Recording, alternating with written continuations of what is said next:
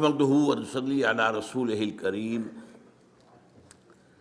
اما بعد فقد قال الله تبارك وتعالى كما ورد في سورة الجمعة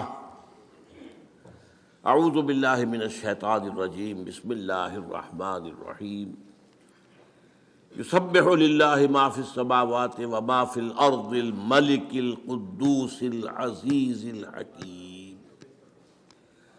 هو الذي بعث في الأميين رسولا منهم يتلو عليهم آياته ويزكيهم ويعلمهم الكتاب والحكمة وإن كانوا من قبل لفي ضلال مبين صدق الله العظيم رب اشرح لي صدري ويسر لي أمري واحلل عقدة من لساني يفقهوا قولي اللهم ربنا الہمنا رشدنا واعذنا من شرور انفسنا اللهم ارنا الحق حقا وارزقنا اتباعه وارنا الباطل باطلا وارزقنا اجتنابه اللهم صل على عبدك ونبيك ورسولك وحبيبك وخليلك محمد وبارك وسلم وسلم وبارك على جميع الانبیاء والمرسلین وعلى ملائکتک المقربین وعلى عبادک الصالحین وعلینا معهم یا ارحم الراحمین آمین یا رب العالمین۔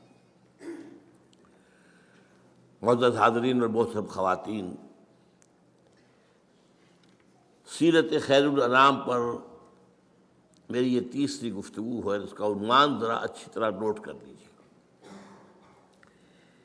اسلامی انقلاب کے لیے مردان کار کی فراہمی۔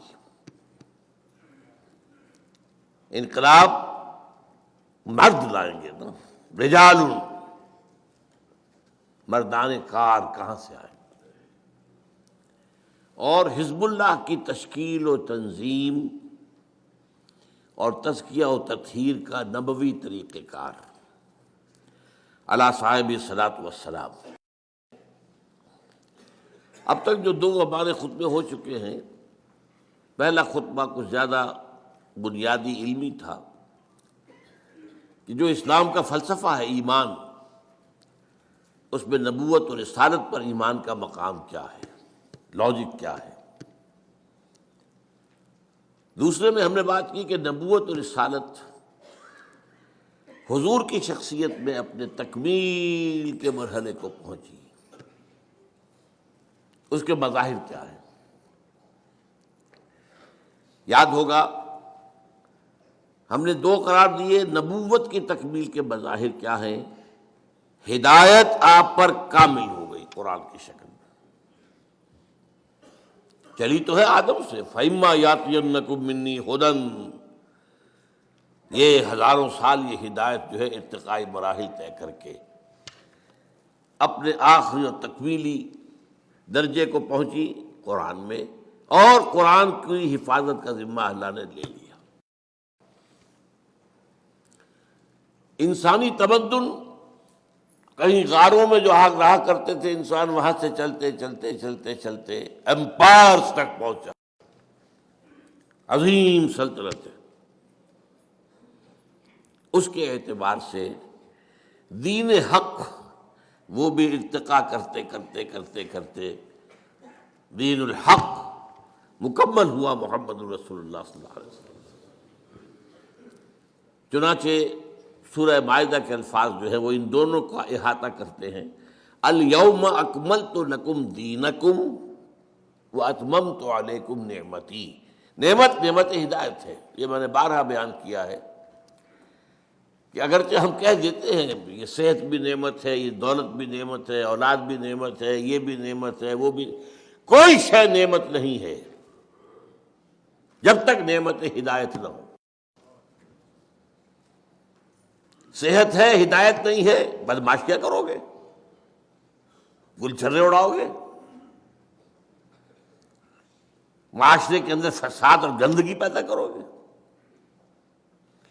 تو یہ رحمت کہاں ہوئی، نعمت کہاں ہوئی؟ دولت ہے اور ہدایت نہیں ہے تو کیا کرو گے؟ جو کچھ آج کل دولت مند کر رہے ہیں، کچھ بیان کرنے کی ضرورت نہیں۔ نعمت صرف ایک ہے، وہ نعمت ہدایت ہے، اس کے ساتھ جو شے ہے وہ نعمت ہو جائے گی، لیکن یہ مجرد اپنی جگہ پر کوئی نعمت نہیں ہے۔ وہ نعمت ہدایت جو ہے اس کی مکمل ہو گئی۔ نعمتی الیوم اکملت لکم دینکم واتممت علیکم نعمتی ورضیت لکم الاسلام دینا۔ دوسری بات جو ہم نے سمجھی وہ کیا تھی کہ رسالت کی تکمیل کا مظہر کیا ہے؟ وہ تو نبوت کے دو پہلو ہوئے نا، ہدایت دی گئی کامل ہو گئی، دین حق دیا گیا کامل ہو گیا۔ دس از گیون، یہ تو اللہ تعالیٰ کی طرف دیا گیا۔ میں نے بتایا تھا نا، دو ہاتھ جوڑ کر ایک شخصیت نبی بھی ہے رسول بھی ہے۔ نبی یہ اینٹینا ادھر ہے آسمان سے، وہی لے رہا ہے وہ، اور دوسرا اینٹینا نیچے جا رہا ہے، یہ بوسٹرز کے جو ہوتے ہیں، یہ پہنچانے کا ہے، لوگوں تک پہنچانے کا ہے۔ یہ رسالت ہے، اللہ سے لینا ہے، لوگوں تک پہنچانا ہے۔ اس پہنچانے کی تکمیل کس کا مظہر کیا ہے؟ نمبر ایک، دین حق کی صرف تبلیغ نہیں، اس کو قائم کرو، اور نمبر دو، یہ صرف عرب پر نہیں پوری دنیا پر قائم کرو۔ یہ چار مظہر ہیں نبوت و رسالت کی تکمیل کے۔ اب آج کا جو جملہ ہے سمجھیے، اس کا مطلب کیا ہے کہ نبی اکرم صلی اللہ علیہ وسلم کو اللہ نے جو رول اسائن کیا وہ ریولوشنری رول ہے، وہ انقلابی عمل ہے۔ کوئی نظام کہیں قائم کرنا ظاہر بات ہے، اس کے لیے پری ریکویزٹ کیا ہوگا کہ پہلے سے جو نظام ہے اسے اکھاڑ کر پھینکا جائے، ورنہ تو نہیں قائم کر سکتے۔ نظام دو نہیں ہو سکتے ایک جگہ، مذہب 100 بھی ہو سکتے ہیں، نظام ایک ہی ہوگا۔ دوسری بات کیا اہم ہے، کوئی جگہ ویکوم نہیں ہے نظام کے اعتبار سے، کوئی نہ کوئی نظام تو ہے وہاں۔ بادشاہت کا نظام ہے، جمہوریت کا نظام ہے، سرمایہ داری کا نظام ہے، کمیونزم کا نظام ہے، قبائلی نظام ہے، وہ اور جو جاگیرداری نظام ہے، کوئی نہ کوئی نظام تو ہے، فوجی نظام ہے۔ تو دو باتیں، کوئی جگہ ایسی نہیں جہاں کوئی نظام نہ ہو، اور کسی جگہ پر بھی نیا نظام لانے کے لیے پہلے نظام کو اکھاڑ کر پھینکنا ضروری ہے۔ اسی کا نام ریولوشن ہے۔ یہی وجہ ہے کہ حضور کے لیے قرآن میں 3 مرتبہ وہ الفاظ ہیں جو ہم پڑھ چکے ہیں، هو الذی ارسل رسولہ بالہدی ودین الحق لیظہرہ علی الدین کلہ۔ باقی حیثیت میں حضور کی اور باقی انبیاء کی مشترک ہے، سب بشیر بھی ہیں، سب نذیر بھی ہیں، سب داعی اللہ بھی ہیں، سب اپنے اپنے مقام پر سراج منیر بھی ہیں، سب شاہد بھی ہیں۔ انا ارسلنا الیکم رسولا شاہدا علیکم کما ارسلنا الی فرعون رسولا یا ایھا النبی انا ارسلناک شاہدا ومبشرا ونذیرا وداعیا الی اللہ باذنہ وسراجا منیرا۔ یہ حیثیت مشترک، لیکن یہ تنہا منفرد 3 دفعہ حضور کے لیے اور 1 دفعہ بھی کسی اور کے لیے نہیں۔ وہی ہے اللہ جس نے بھیجا اپنے رسول کو الہدا دے کر، دین حق دے کر، تاکہ غالب کرے اسے پورے کے پورے نظام پر۔ اب میں آپ کو بتا چکا ہوں، اس آیت کو شاہ ولی اللہ دہلوی نے کہا ہے یہ پورے قرآن کا عمود ہے۔ قرآن سمجھ میں نہیں آئے گا جب تک یہ آیت نہیں سمجھو گے، اور میری کوئی حیثیت نہیں، لیکن میں ایک بات عرض کر رہا ہوں، سیرت ہرگز سمجھ میں نہیں آئے گی جب تک کہ یہ آیت نہیں سمجھے گی۔ گویا کہ شاہ ولی اللہ کے نزدیک یہ قرآن کا عمود، میرے نزدیک یہ سیرت کی کلید ہے۔ پھر یہ کہ جو یہاں پر بیان ہوا ہے جن الفاظ میں، کے لیے 6 مختلف اصطلاحات قرآن میں آئی ہیں۔ یہ تو 3 ایک جیسی آئی ہیں، ان کی اہمیت بیان کر چکا ہوں پچھلی مرتبہ میں، ورنہ یہ مضمون وربک فکبر، اپنے رب کی کبریائی کا اعلان کرو، قائم کرو کبریائی، انا قیم الدین، دین کو قائم کرو، وَيَكُونَ الدِّينُ كُلُّهُ لِلَّهِ، دین پورا کا پورا اللہ کے لیے ہونا چاہیے۔ لِتَكُونَ كَلِمَةُ اللَّهِ الْعُلْيَا، یہ حدیث میں ہے۔ تو یہاں بہت سے انداز میں بات سمجھائی گئی ہے، اور افسوس یہ ہوتا ہے جب یہ میں سوچتا ہوں یہی وہ شے ہے جو امت بھول گئی، قطعاً بھول گئی، بالکل بھول گئی۔ نماز روزہ یاد ہے، نماز و روزہ و قربانی و حج یہ سب باقی ہیں، تو باقی نہیں ہے، تکبیر رب نہیں۔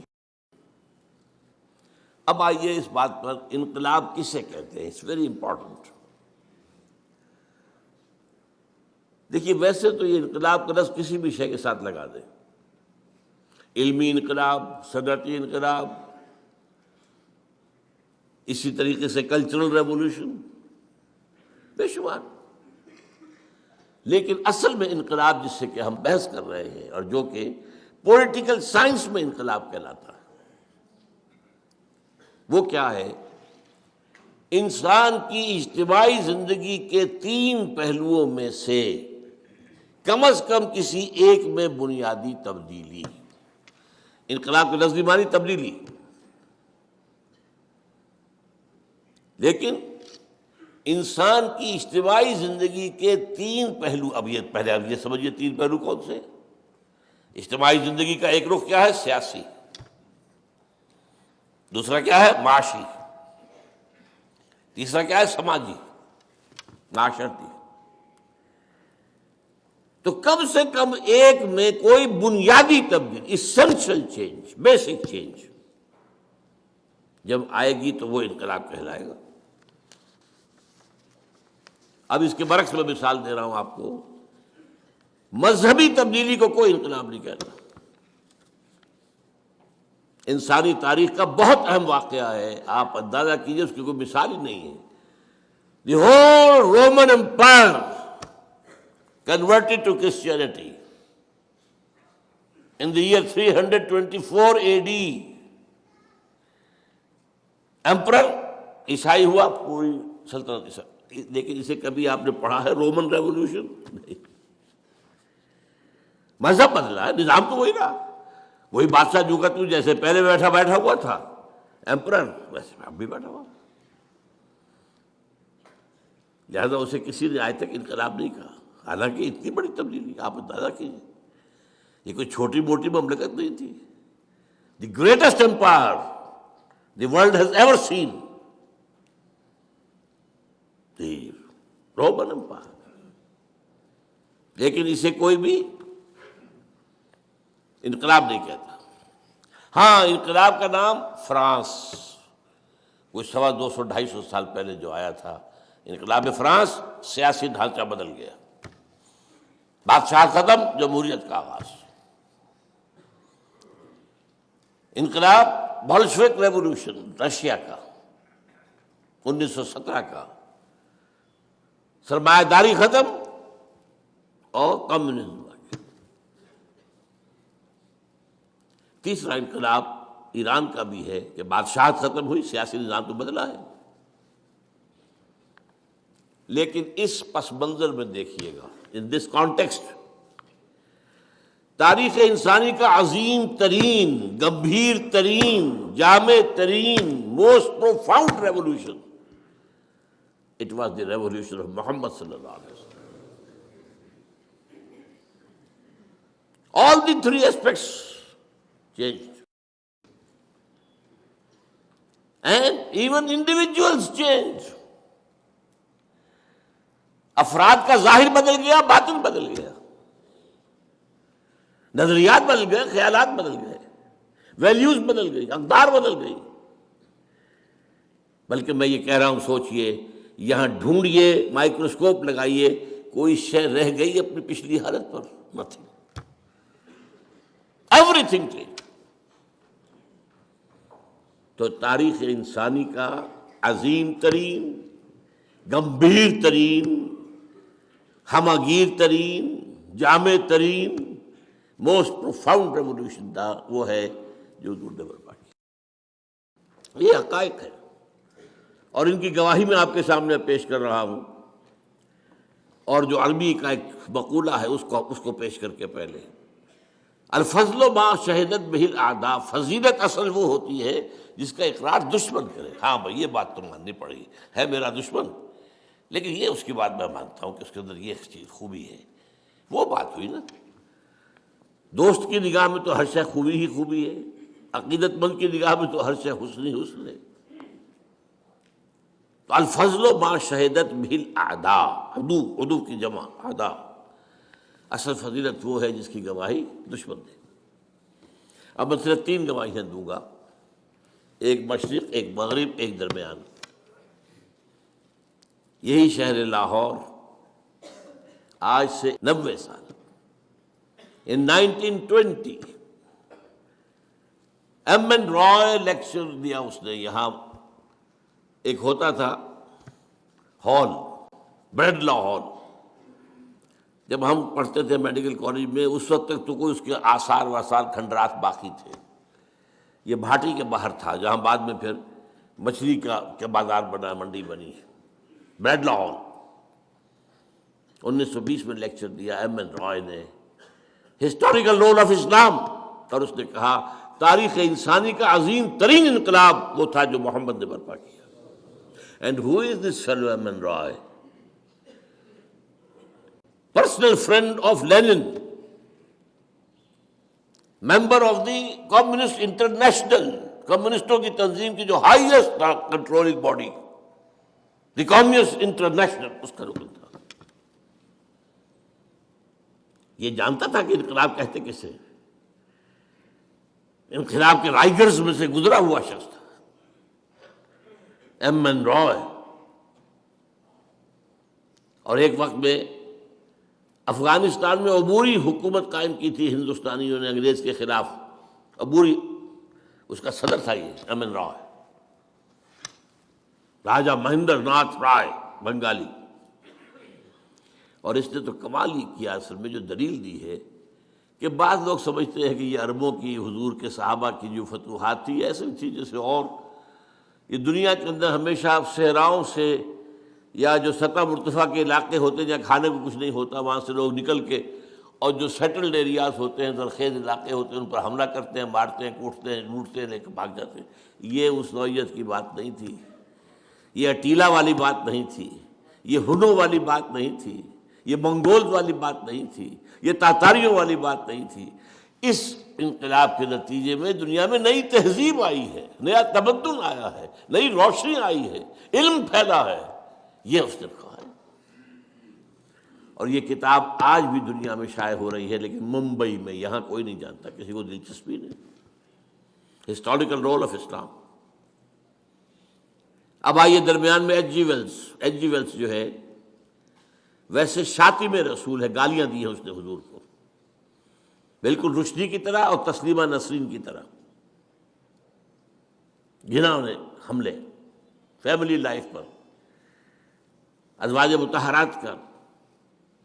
لیکن اس کی دو کتابیں ہیں بہت اہم ہیں ویسے، تاریخ عالم پر، a short history of the world and a concise history of the world.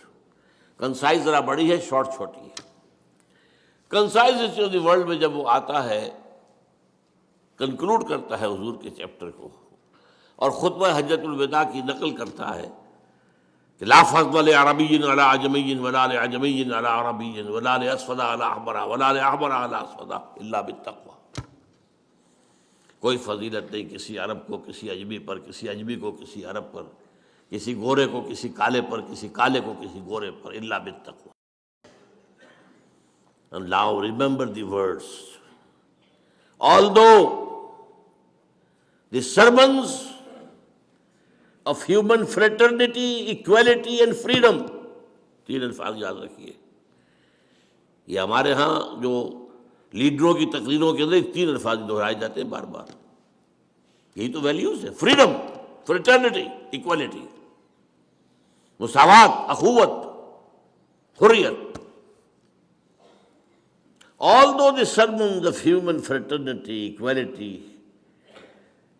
and freedom were said before also, and we have a lot of such sermons in Jesus of Nazareth، مسیح ناصری حضرت عیسیٰ علیہ السلام، جس کو خدا کا بیٹا مانتا ہے. وہ آج تو مسیح نے بھی بہت کہے تھے، کوئی شک نہیں ہے، but it must be admitted that it was Muhammad sallallahu alaihi wasallam who for the first time in history established a society based on these principles.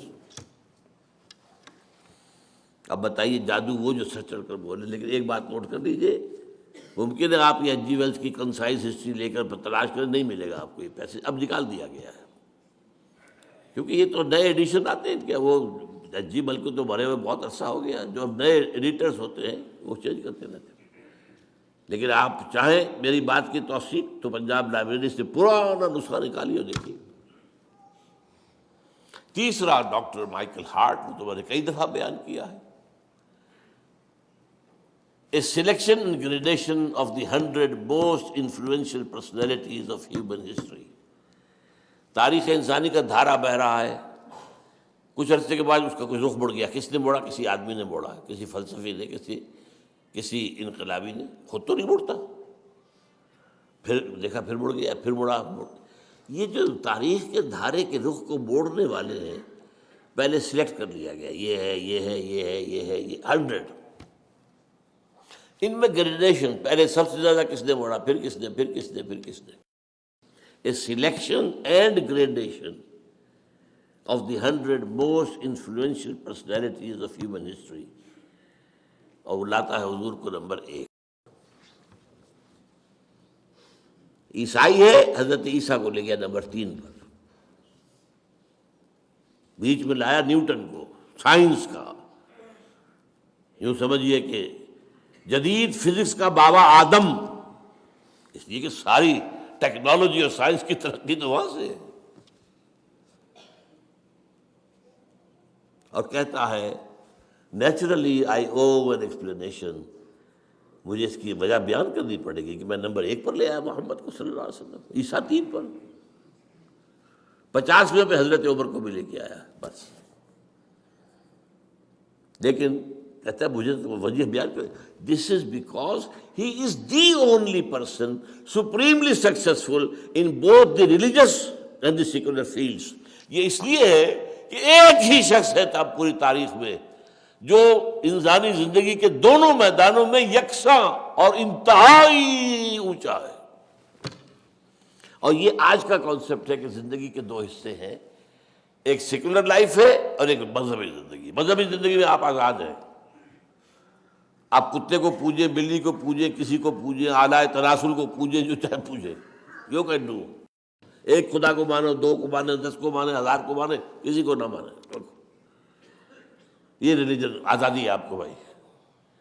لیکن ایک ہے سیاست, ریاست, قوم, ملک, قانون, ایک یہ. وہ کہتا ہے جتنے بڑے آدمی نظر آئے مجھے, وہ یا ادھر اونچا ہے تو ادھر کچھ بھی نہیں, ادھر ٹھکنا سا ہے, بونا سا ہے, ادھر اونچا ہے تو ادھر کچھ نہیں. اب عیسیٰ ہے, کتنا بڑا مذہب ہے, حکومت و ریاست میں کوئی ایک دخل ہی نہیں, قدم نہیں رکھا. گوتم بدھ کتنا بڑا, حکومت و ریاست 0. سکندر اعظم بہت بڑا فاتح, اخلاق اور روحانیت میں 0 نہیں, مائنس ویلیو. یہی ہوگا نا. تو یہ ہے, میں نے 3 گواہیاں آپ کے سامنے پیش کی ہیں. اب اگلا پوائنٹ ہے میرا, انقلاب برپا کرنا نہایت مشکل کام. یہ کھیل نہیں ہے, یہ کوئی ہابی نہیں ہے. دی موسٹ ڈیفیکلٹ ورک نظام کو بدلنا ہے. اس کی وجہ کیا ہے دیکھیے, ایک ہوتی ہے دعوت, تبلیغ, مشنری ورک ہو رہا ہے, ہمارے تبلیغی بھائی گھوم رہے ہیں, بسترے اٹھائے ہوئے ہیں, کہاں کہاں جا رہے ہیں, راتوں کو مسجدوں میں سو رہے ہیں. دعوت اور تبلیغ میں بھی محنت تو ہے, مشقت تو ہے, جان و مال کا خطرہ نہیں ہے.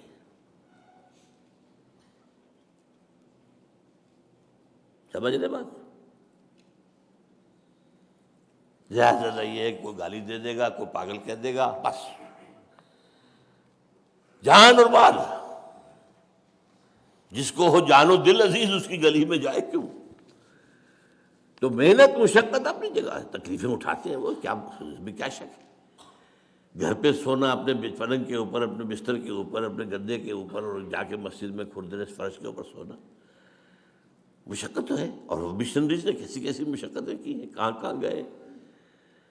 افریقہ کے تنگ ترین جو تاریک ترین جو جنگلات ہیں، وہ تاش جو ہے کانگو کا ہو یا امیزن کا ہو، ساؤتھ امریکہ کا، گئے ہر جگہ.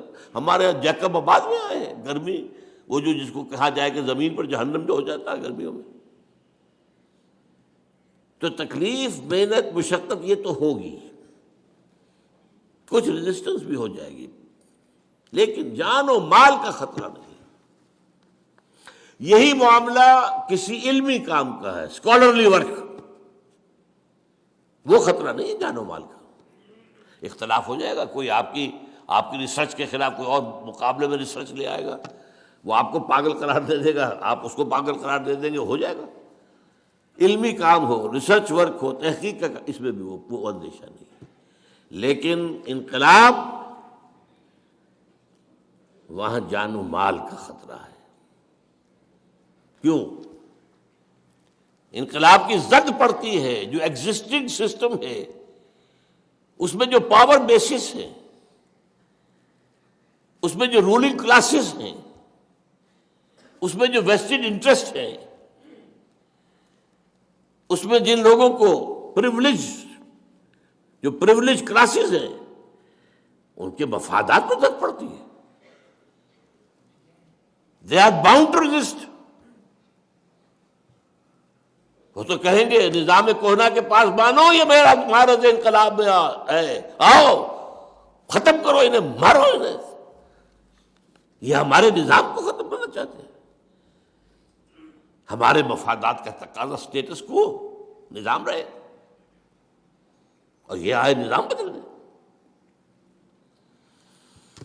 یہی بات جان لیجیے، یہی وجہ ہے قرآن نے پہلے ہی قدم پر وَلَنَبْلُوَنَّكُمْ بِشَيْءٍ مِّنَ الْخَوْفِ وَالْجُوعِ وَنَقْصٍ مِّنَ الْأَمْوَالِ وَالْأَنفُسِ وَالثَّمَرَاتِ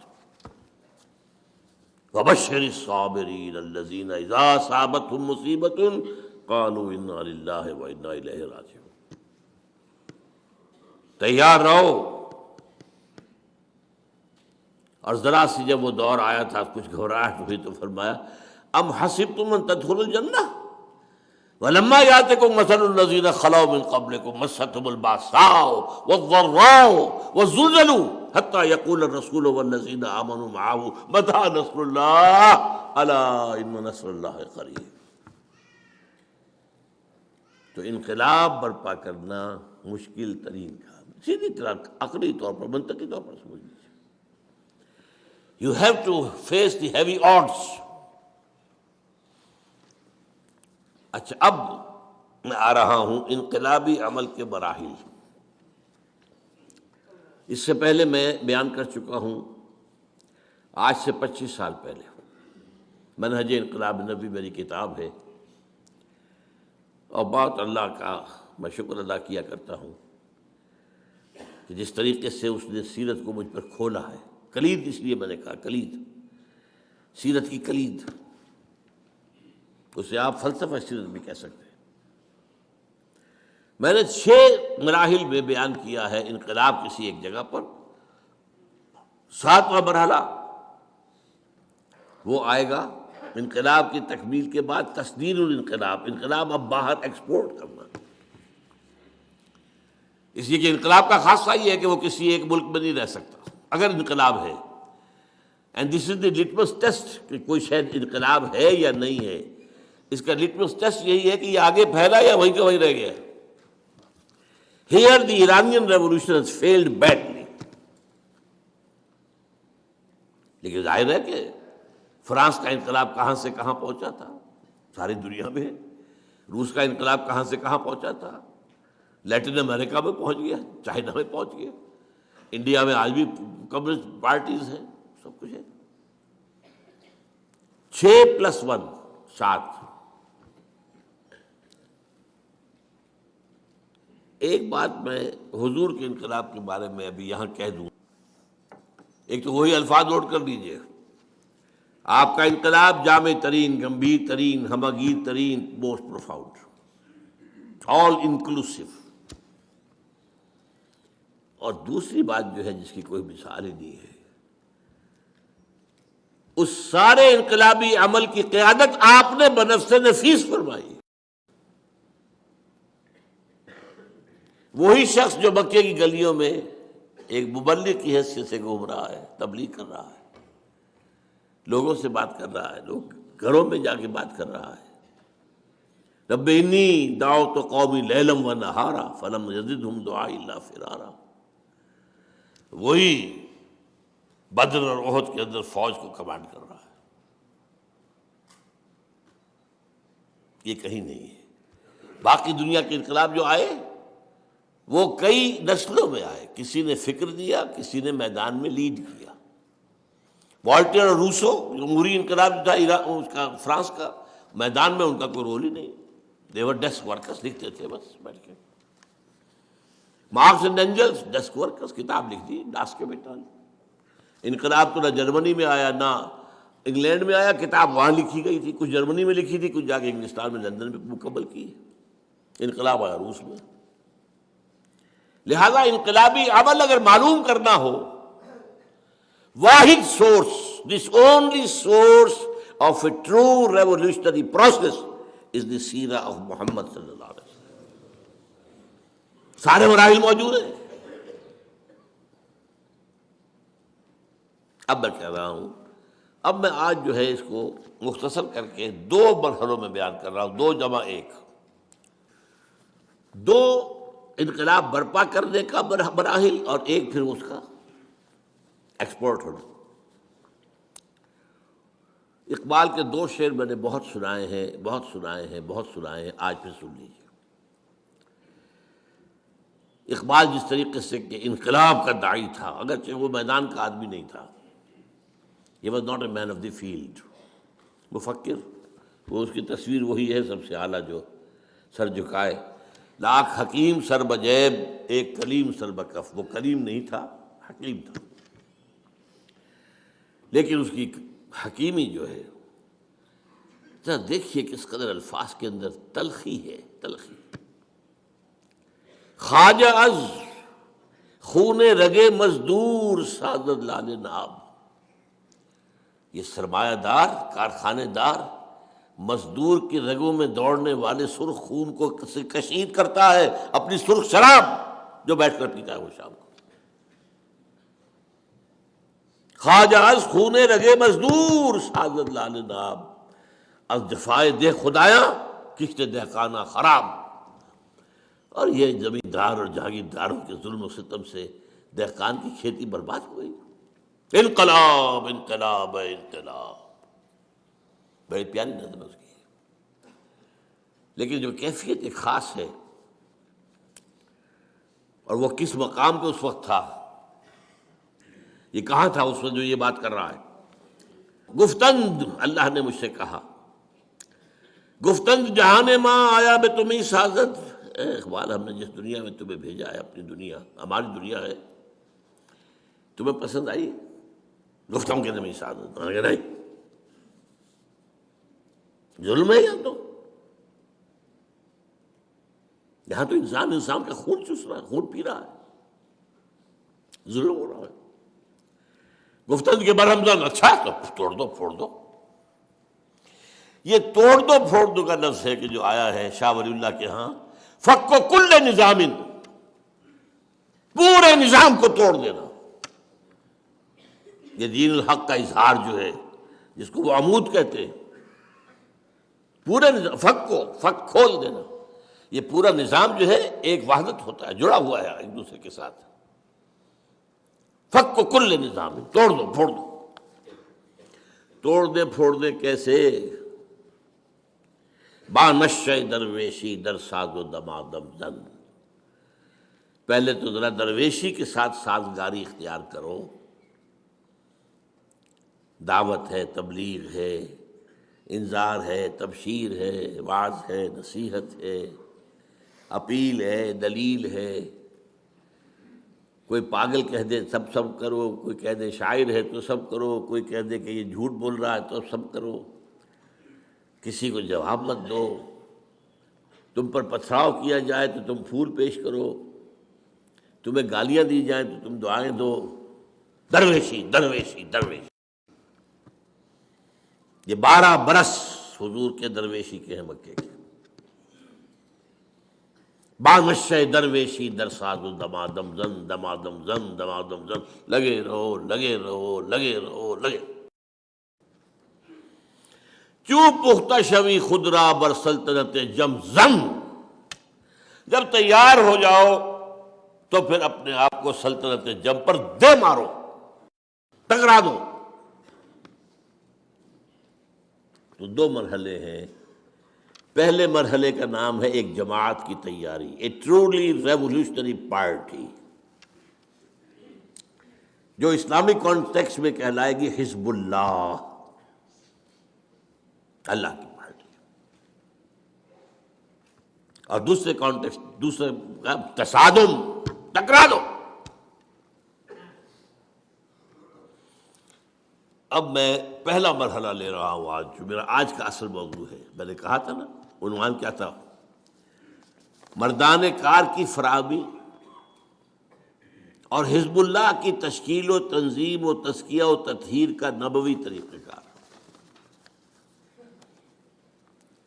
دیکھیے پھر میں لفظ استعمال کر رہا ہوں، جماعت سازی خاص طور پر نظریات کی بنیاد پر مشکل ترین کام ہے دنیا کا. قومی سطح پر جماعت بنا لینا بہت آسان کام ہے، سیاسی سطح پر جماعت بنا لینا بہت آسان کام ہے، رفاہی کام کے لیے جماعت بنا لینا بہت آسان کام ہے، علمی کام کے لیے جماعت بنا لینا بہت آسان کام ہے. لیکن نظریاتی سطح پر انقلاب کے لیے جماعت بنانا اس سے زیادہ مشکل کام کوئی نہیں. یہ مشکل اس کے اندر 2 طرح کی آتی ہے. لوگوں کی مزاج مختلف، ذوق مختلف، ذہنی سطح مختلف، سمجھ کا اور فہم کی گہرائی مختلف. ان سب کو جوڑنا، ایک حیوانوں کا غلہ ہو. آپ نے دیکھا ہوگا پٹھان لوگ جو ہے کاغان واغان سے، ڈیرہ غازی خان سے کئی 100 بھیڑوں بکریوں کا غلہ چلا آ رہا ہے. ایک کتا ہوتا ہے ساتھ، ایک جو لے کے چل رہا لاٹھی اس کے ہاتھ میں ہے، اور ایک کتا، وہ کتا ادھر سے کوئی ذرا ادھر ادھر گیا ادھر سب ٹھیک رہتا. یہ انسانوں کا غلہ جو ہے بنانا، ان میں سے تو ہر ایک جو ہے سقراط بقراط ہے. ہر ایک کا اپنا فہم ہے، اپنی سوچ ہے، اپنے نظریات ہیں. اور دوسری بات جو اس سے بھی مشکل ہے، ہر ایک کے اندر کوئی سچی یا جھوٹی خودی ہے. سچی بھی ہو سکتی ہے اور خامخواہ پھرنے خواہ بنے ہوئے بھی ہوتے ہیں. یہ بڑا پیارا شعر سنا رہا ہوں آپ کو. بقدر پیمانہ تخیل سرور ہر شے میں ہے خودی کا. ہر چیز میں، میری خودی، میرا خیال، میرا نظریہ. جناب میرا نظریہ یہ ہے، بقدر پیمانہ تخیل سرور، سرور ہے، یہ نشہ ہے. سرور ہر شے میں ہے خودی کا. اگر نہ ہو یہ فریب پہم تو دم نکل جائے آدمی کا. اگر یہ فریب جو ہمیں ہے، میں اور میں میرا، تو آدمی زندہ نہیں رہے گا. بہرحال یہ وہ رکاوٹیں ہیں جن کو آپ کو سرپاس کر کے، کراس کر کے انقلابی جماعت بنانی ہے. انقلابی جماعت کے لوازم کیا ہے؟ 5 دن لیجیے. نمبر 1، کامل نظریاتی ہم آہنگی. نمبر 1، فکر، سوچ، نظریات، خیالات، پھر ان کا صغرا کبرا، ہم آہنگی. یہ نہیں ہوگی تو انقلابی جماعت نہیں بن سکتی. نمبر 2، سوائے انقلاب کی آرزو کے کوئی آرزو دل میں نہ رہ جائے. یہ میں زور دے کر کہہ رہا ہوں. جھانکو اپنے سینوں کے اندر، کہیں کوئی اور وہاں پر بت خانہ تو آباد نہیں ہے، کوئی اپنی لیڈری کا سودا تو نہیں ہے، کوئی حکومت حاصل کرنے کا معاملہ تو نہیں ہے. شہادت ہے مطلوب و مقصود مومن، نہ مال غنیمت نہ کشور کشائی. کہیں نمایاں ہونے کا جذبہ تو نہیں ہے، کہیں شہرت کے حصول کی آرزو تو نہیں ہے. سینے اور دل کا ہر آرزو سے پاک ہو جانا بہت مشکل کام ہے، بہت مشکل کام ہے. یہ محمد نے کیا ہے صلی اللہ علیہ وسلم. اب حضرت علی کا واقعہ جو آپ نے سنا ہے، کافر سے مقابلہ ہوا ہے، کافر کو زیر کر لیا ہے، اس کے سینے پر سوار ہیں، خنجر بھونکنے والے ہیں، وہ منہ پر تھوک دیتا تو چھوڑ کر کھڑے ہو گئے. حیران ہے وہ. I have added insult to injury. یہ کیا ہوا؟ فرمایا میری تم سے کوئی جنگ نہیں ہے، ذاتی نہیں ہے، میں اللہ کے لیے مار رہا تھا تمہیں. اب تم نے میرے منہ پر تھوکا ہے، میرے اندر انتقامی جذبہ بھی پیدا ہو گیا ہے. اب میں تمہیں اگر قتل کروں گا تو خالصتاً للہ نہیں ہوگا قتل. جنگ کی حالت میں جہاں تو یہ ہے کہ یا مرو یا مارو، ایک لمحے کا ادھر سے ادھر ہو جانا، یا ادھر یا ادھر. لیکن یہ انٹراسپیکشن، اپنے اندر جھانکنا، اس وقت بھی، اس حال میں بھی اپنی نیت کو پیش نظر رکھنا. نمبر 3،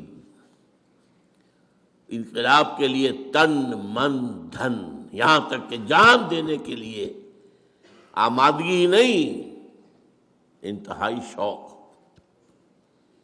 شہادت ہے مطلوب و مقصود مومن، نہ مال غنیمت نہ کشور کشائی. وہ جو فرمایا گیا من المؤمنین رجال صدقوا ما عهد الله علیہ فمنهم من قضى نحبه ومنهم من ينتظر وما بدلوا تبدیلا.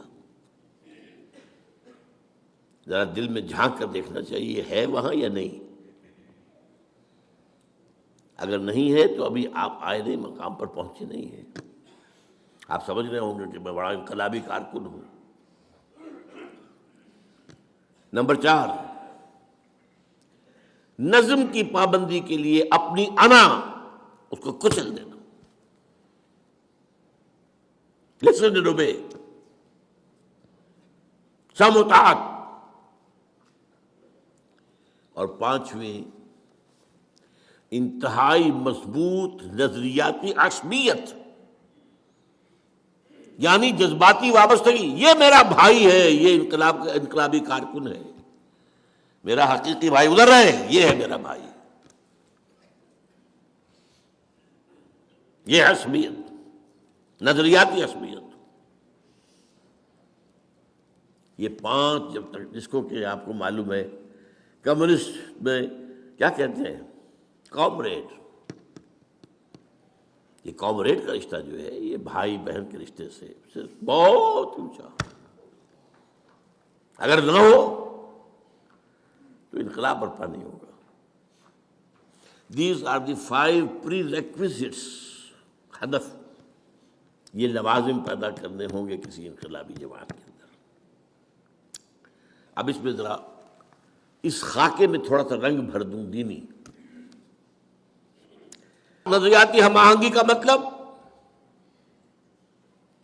توحید پر یقین کامل.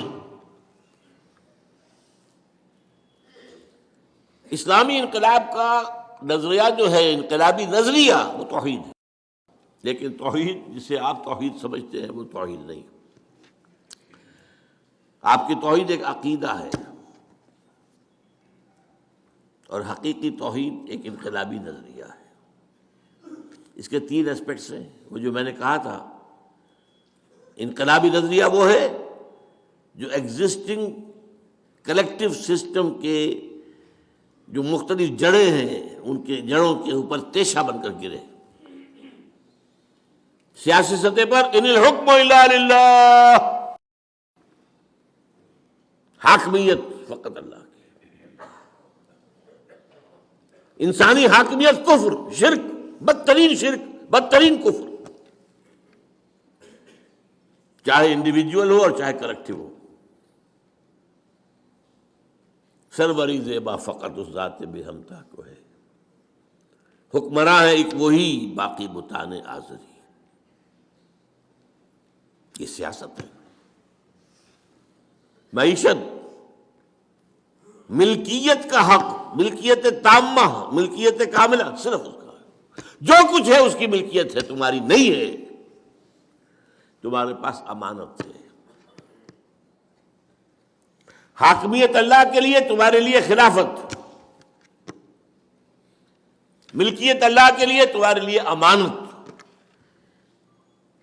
این امانت چند روزہ نزدماست، در حقیقت بالک ہر شے خداست۔ یہ تو شیخ سعدی کہہ گئے، کتنے پہلے کہہ گئے۔ بندہ مومن امین، حق مالک است، اقبال کہتا ہے امین۔ یہ جو حضرت شعیب کی قوم نے کہا تھا، اے شعیب تمہیں کیا ہو گیا، یہ تمہاری نماز جو ہے ہمیں روکتی ہے، ان نفعل فی اموالنا ما نشاء، ہمارا مال ہے ہم جو چاہے کریں، ہو آر یو، یہ کرو یہ نہ کرو، یہ غلط ہے اور یہ صحیح ہے۔ اموالنا ہمارا مال ہے، ان نفعل فی اموالنا ما نشاء، یہ آج کا کیپٹلزم ہے، مال، کیپٹل۔ میں نے تو کسی کی خوش آمد نہیں کی، آ کر سود کے اوپر قرض مجھ سے لے، وہ خود آیا تھا لینے، لیکن نہیں، آپ اپنے مال کے اندر تصرف نہیں کر سکتے اس انداز سے جس کو اللہ نے حرام کیا ہو۔ اور سماجی سطح پر اگرچہ سب سے ہلکا معاملہ ہے، سب سے بڑی شے جو ہوتی ہے مخالفت میں وہ سیاست اور معیشت کا معاملہ ہوتا ہے، لیکن سماجی سطح پر توحید کا تقاضا کیا ہے؟ By birth all human beings are absolutely equal. No one is superior, no one is inferior. یہاں تک کہ یہ بھی نہیں کہ مرد سپیریئر ہے اور عورت انفیریئر، نہیں۔ ایک ہی باپ کے نطفے سے بیٹا بھی ہے، بیٹی بھی ہے، ایک ہی ماں کے رحم میں بیٹا بھی پلا ہے، بیٹی بھی، اللہ تک کیسے ہو جائے گا؟ وہ ہے انتظامی معاملہ ہے، ایک مرد ایک عورت ایک خاندان کی بنیاد ڈالتے ہیں، تو ایک ادارے میں تو ایک اپر ہینڈ ہوگا، ایک کا۔ کسی بھی انسٹیٹیوشن کے دو ہیڈ نہیں ہو سکتے برابر کے اختیار رکھنے والے۔ مینیجنگ ڈائریکٹر ایک ہوگا، ڈائریکٹر 100 بنا لیں آپ۔ پرائم منسٹر ایک ہوگا، منسٹر 100 بنا لیں، وہ الگ بات ہے۔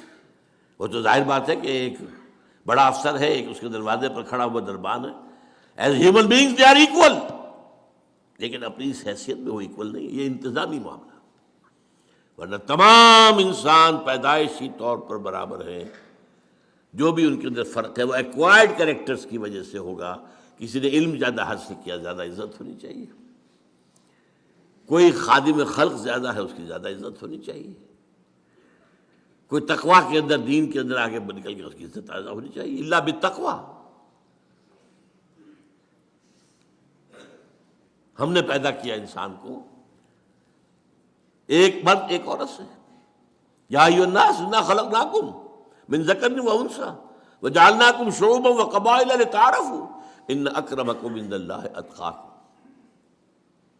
اس کا آپ اندازہ نہیں کر سکتے اس ایک بات کے اوپر کتنی بڑی جنگ لڑنی پڑی تھی امریکنوں کو، سول وار۔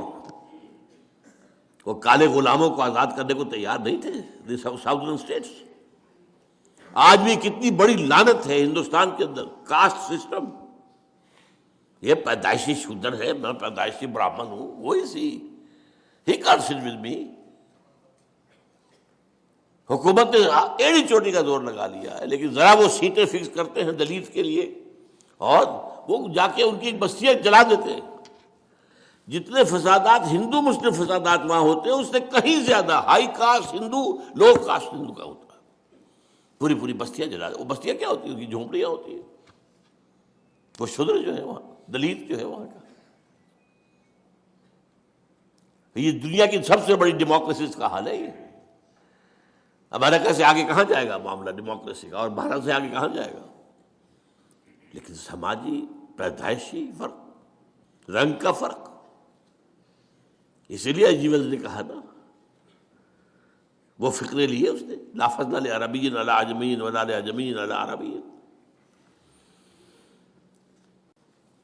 واحد مطلوب و مقصود کیا ہو، وہاں میں نے کیا کہا تھا، انقلاب عام میں نے بات کی تھی، اسلامی نہیں کی تھی. اس میں اسلامی رنگ کیا ہے، واحد مقصود و مطلوب اللہ کی رضا، آخرت کی فلاح، بس. ناٹ ایون ریولوشن، ریولوشن مقصود و مطلوب نہیں ہے، نصب العین نہیں ہے، وہ ہماری زندگی کے اندر جو فرائض ہیں ان میں شامل ہے کہ اس کی جد و جہد کرے. نصب العین اللہ راضی ہو جائے اور آخرت کی فلاح، جہنم سے چھٹکارا مل جائے. اور شہادت ہے مطلوب و مقصود مومن نہ مال غنیمت نہ کشور کشائی. من المؤمنین رجال صدقوا ما عاهدوا اللہ علیہ فمنهم من قضى نحبہ ومنهم من ينتظر. وہ لوگ جو ہیں کچھ ہیں جو اپنی نظر گزار چکے، اپنی جان اللہ کی راہ میں دے چکے، سرخرو ہو چکے، وہ تو جنتوں میں ہیں، یستبشرون، خوشیاں منا رہے ہیں. اور باقی منتظر ہیں کب ہماری باری، منتظر ہیں. وما بدلوا تبدیلا، وہ جلدی سے مجھے بچ گئے بھائی، بچ گئے، بڑی بات نہیں، منتظر ہیں کب اللہ ہماری باری لے آئے. اور یہ گردن کا جو بوجھ ہے اوپر سے اتار کر ہم بھی اللہ کے یہاں سبکدوش ہو کر پہنچ جائیں. کندھے ہلکے ہو جائیں گے نا اگر یہ سری اوپر سے اوپر اتر جاتی ہے. اور پانچواں مواخات باہمی، میں اس کو خاص طور پر آج زور دینا چاہ رہا ہوں.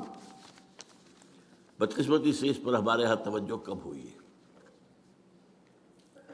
اس کے لیے دو مقامات میں نے منتخب کیے. سورہ فتح کی آخری دو آیات، هو الذی ارسل رسولہ بالہدی ودین الحق لیظہرہ علی الدین کلہ وکفی باللہ شہیدا. یہ تو وہی آیت آ گئی. اب آیا محمد الرسول اللہ والذین معہ، اللہ کے رسول محمد اور وہ جو ان کے ساتھ ہیں صحابہ کرام رضوان اللہ تعالی علیہم اجمعین. یہ مل کر جماعت بنتے ہیں نا. ان کی کیفیت کیا ہے، جس کو میں نے کہا تھا نا، عصبیت نظریاتی. یہ مسلمان ہے، یہ مومن ہے، یہ میرا بھائی ہے، یہ چاہے باپ ہے، نہیں اس سے میرا کوئی رشتہ نہیں ہے.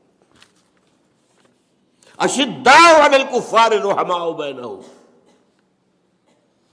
وہ کافروں پر بہت سخت ہوتے ہیں، بھاری ہوتے ہیں، اور آپس میں بڑے رحیم، شفیق، مہربان. تراہم رکعا سجدا یبتغون فضلا من اللہ ورضوانا، تم دیکھتے ہو انہیں رکوع کرتے ہوئے، سجود کرتے ہوئے، اللہ کا فضل اور اس کی رضا کے متلاشی ہے. سیماہم فی وجوہہم من اثر السجود، ان کے چہروں میں سجدوں کی وجہ سے اس کے آثار، اس کے نتائج نظر آتے ہیں. ذالک مثلہم فی التوراۃ ومثلہم فی الانجیل، یہی مثال ان کی ہم نے دی تھی تورات میں بھی اور انجیل میں بھی. اب بڑی پیاری اس کا ٹکڑا آگے ہے، کزرع اخرج شطأہ فآزرہ فاستغلظ فاستوى علی سوقہ، اس کھیتی کے مانند جس کو کسی کاشتکار نے بویا تھا نا، لیکن جب وہ کھیتی اپچی ہے، ابری ہے، ذرا لہلہانے لگی ہے، جس نے اپنی سوئی نکالی، پھر اسے ذرا گاڑھا کیا، پھر وہ اپنی نال پر کھڑی ہو گئی. یعجب الزراع لیغیظ بہم الکفار، وہ جو کاشتکار تھا اس کو تو کوئی سمجھ خوشیاں ہو رہی ہے، اس کا دل باغ باغ ہو رہا ہے میری محنت. وہ باغبان کون تھا؟ محمد صلی اللہ علیہ وسلم. اور صحابہ کی یہ کھیتی جب اپج رہی تھی تو ان کس کو سب سے بڑھ کر خوشی ہوئی؟ وعد اللہ الذین آمنوا وعملوا الصالحات منہم مغفرۃ واجرا عظیما، اللہ تعالیٰ نے ان کے سے اجر عظیم کا، مغفرت کا وعدہ کیا ہے. اور یہ مضمون پھر سورہ مائدہ میں آیا ہے، یا ایھا الذین آمنوا من یرتد منکم عن دینہ، اے ایمان والو اگر تم میں سے کوئی اپنے دین سے پیچھے پھرا، ان تقاضوں کو پورا کرنے سے جی چرا کر پسپائی اختیار کی. فسوف یأتی اللہ بقوم، تو اللہ تعالیٰ ایک ایسی قوم لے آئے گا یحبوہم ویحبونہ، اللہ ان سے محبت کرے گا، وہ اللہ سے محبت کریں گے. اور اس کے بعد اذلۃ علی المؤمنین عزۃ علی الکافرین، اہل ایمان پر بہت نرم ہوں گے، کافروں پر بہت سخت ہوں گے. ہو حلقہ یاراں تو بریشم کی طرح نرم، اور رزم حق و باطل ہو تو فولاد ہے. اس کے آخر میں فرمایا وَمَن يَتَوَلَّ اللَّهَ وَرَسُولَهُ وَالَّذِينَ آمَنُوا فَإِنَّ حِزْبَ اللَّهِ هُمُ الْغَالِبُونَ. جب تم اس معیار پر پورے اتر جاؤ گے کہ تمہاری ولایت، تمہارا دلی تعلق اللہ سے، رسول سے اور اہل ایمان سے ہوگا صرف، تو یہ حزب اللہ ہوگی. then you will qualify کہ تمہیں یہ خطاب دیا جائے. اور پھر اس حزب اللہ کے لیے اللہ کا وعدہ ہے کہ غالب ہو کر رہے. یہ 5 اسلامی انقلابی جماعت کے لوازم ہیں. اب آئیے قرآن کی طرف رجوع کرتے ہیں.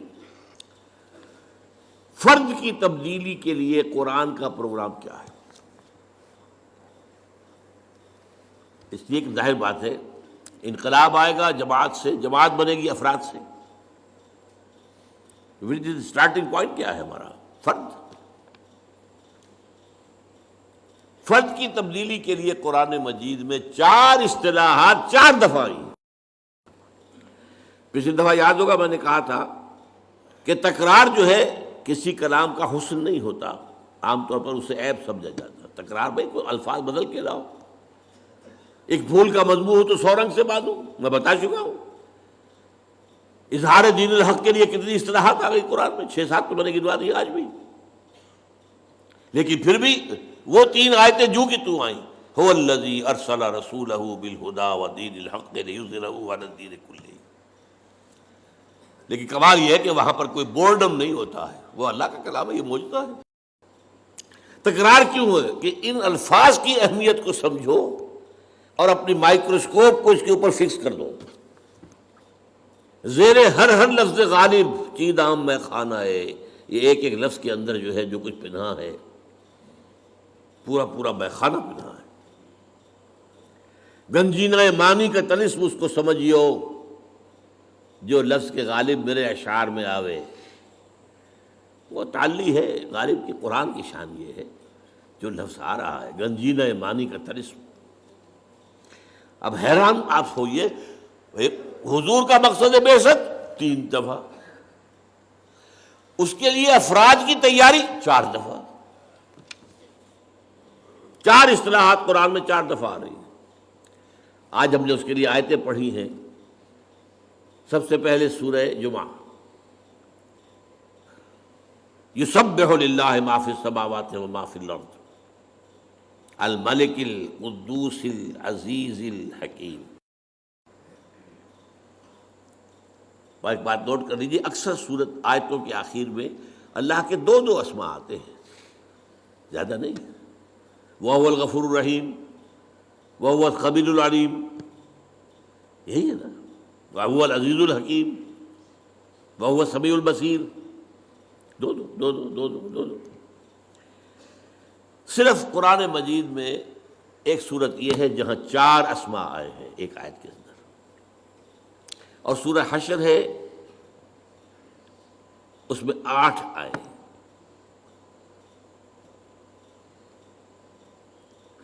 اور سورہ حدید ہے اس میں 4 آئے. هو الاول والآخر والظاہر والباطن. حشر میں الملک القدوس السلام المؤمن المہیمن العزیز الجبار المتکبر سبحان اللہ عما یشرکون هو اللہ الخالق البارئ المصور له الاسماء الحسنى. یہاں 4 آئے ہیں. یہ جو حسن یہاں ہے آپ کا نوٹ کیجئے گا، 4 آگے الفاظ آ رہے ہیں وہ سب کی نسبت ان 4 ناموں سے ہے. وہ الفاظ کیا ہیں؟ یتلو علیہم آیاتہ، هو الذی بعث فی الامیین رسولا منہم. یہ 3 جگہ اور آئے ہیں، ابھی الفاظ وہ بعد میں آپ کو بتاؤں گا. یہاں یہ نوٹ کر لیجئے سورہ صف کے ساتھ کتنا گہرا رشتہ ہے. یہ جوڑا ہے سورہ صف سورہ جمعہ. سورہ صف کے شروع میں کیا ہے؟ سبح للہ ما فی السماوات و ما فی الارض، اور جمعہ یسبح للہ ما فی السماوات و ما فی الارض۔ ایک میں ماضی آ گیا، ایک میں حال اور مستقبل دونوں آ گئے، زمانے کا احاطہ ہو گیا۔ ما فی السماوات و ما فی الارض مکان کا احاطہ ہو گیا، کون و مکان۔ اس کی مرکزی آیت هو الذی ارسل رسولہ بالہدی ودین الحق لیظہرہ علی الدین کلہ، اس کی مرکزی آیت هو الذی بعث فی الامیین رسولا منہم یتلو علیہم آیاتہ ویزکیہم ویعلمہم الکتاب والحکمہ۔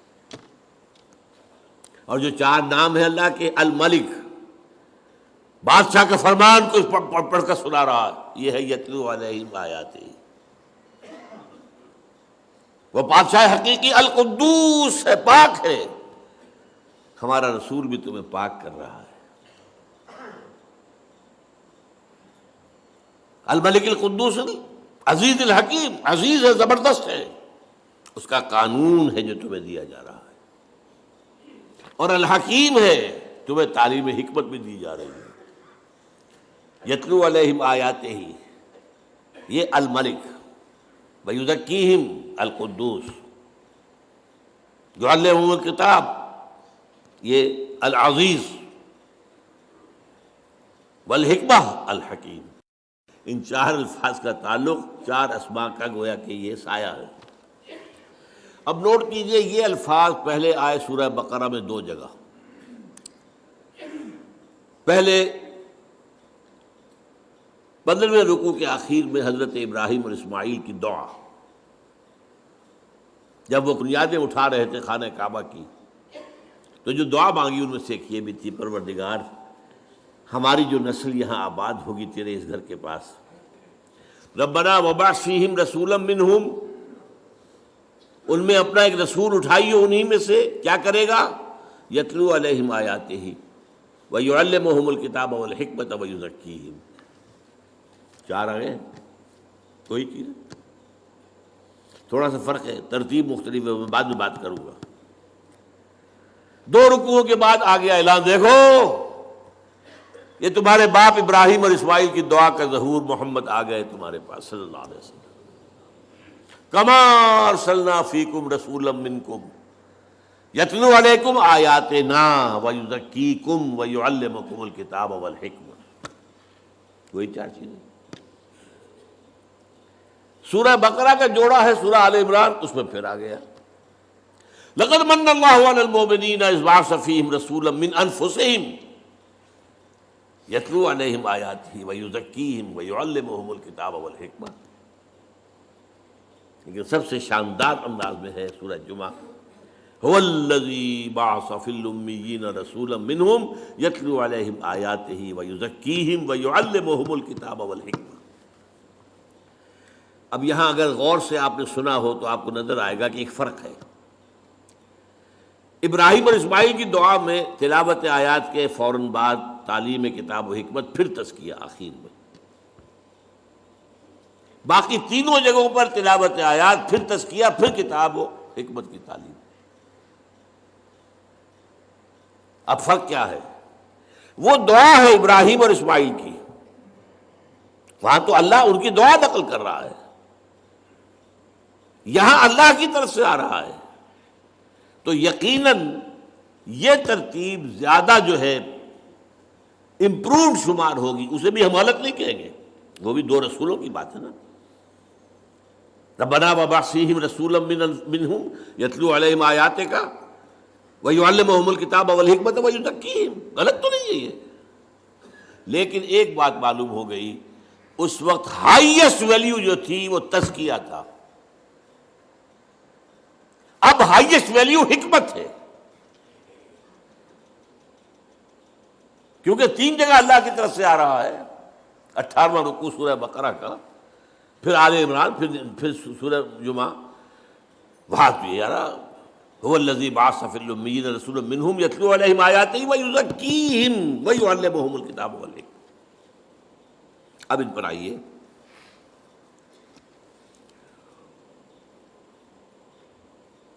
دیکھیے یہ چاروں اصطلاحات جو ہیں ہم نے، ہمارے مفسرین نے ان کے اندر مغایرت پیدا کی ہے. یہ ایک ہی شے ہے، ان چاروں کا مرکز محور قرآن ہے. یتلو علیہم آیاتہ، یہ تو سب کو معلوم ہو گیا کہ قرآن ہے، اس میں تو کچھ شک نہیں نا. یعلمہم الکتاب، کتاب قرآن ہے، اس میں کوئی شک نہیں. تزکیہ، یہ بھی قرآن سے علیحدہ شے نہیں ہے. اور حکمت، یہ بھی قرآن سے باہر کی شے نہیں ہے. ذالک مما اوحی الیک ربک من الحکمہ، اے نبی یہ ہے وہ چیزیں جو آپ کے رب نے آپ پر نازل کی ہیں وحی کی حکمت میں سے. حکمت قرآن میں بھی ہے، کتاب قرآن میں بھی ہے. کتاب سے مراد میں بعد میں تفصیل سے بیان کروں گا، قانون ہے، لیکن حدیث نبی کے اندر بھی ہے. حکمت قرآن میں بھی ہے اور حدیث میں بھی ہے. اور تزکیے کے بارے میں جان لیجئے، ایکسکلوسیولی تزکیہ قرآن کا نام ہے. اب آئیے، یعنی یہاں ذرا حالی کا وہ شعر آپ یاد کر لیں کہ حضور کا اعلی انقلاب قرآن، لوگوں کو بدلنے کا ذریعہ قرآن، اتر کر ہرا سے سوئے قوم آیا اور ایک نسخہ کیمیا ساتھ آیا. پہلی چیز کیا ہے؟ تلاوت آیات. قرآن پڑھ پڑھ کر سناؤ، قرآن پڑھ پڑھ کر سناؤ، قرآن پڑھ پڑھ کر سناؤ. یہ یاد رکھیے، حضور نے کبھی کوئی لمبی تقریر نہیں کی، کبھی کوئی اپنا فلسفہ بیان نہیں کیا، کبھی کوئی آپ نے اپنا وعظ نہیں کہا. بہت کم شاذ، جہاں گئے قرآن سنایا. کوئی باہر سے آیا ہے قرآن سنایا ہے، کہیں خود گئے ہیں قرآن سنایا. دس از دی اسٹارٹنگ پوائنٹ. اور یہ کیوں ہے ایسا؟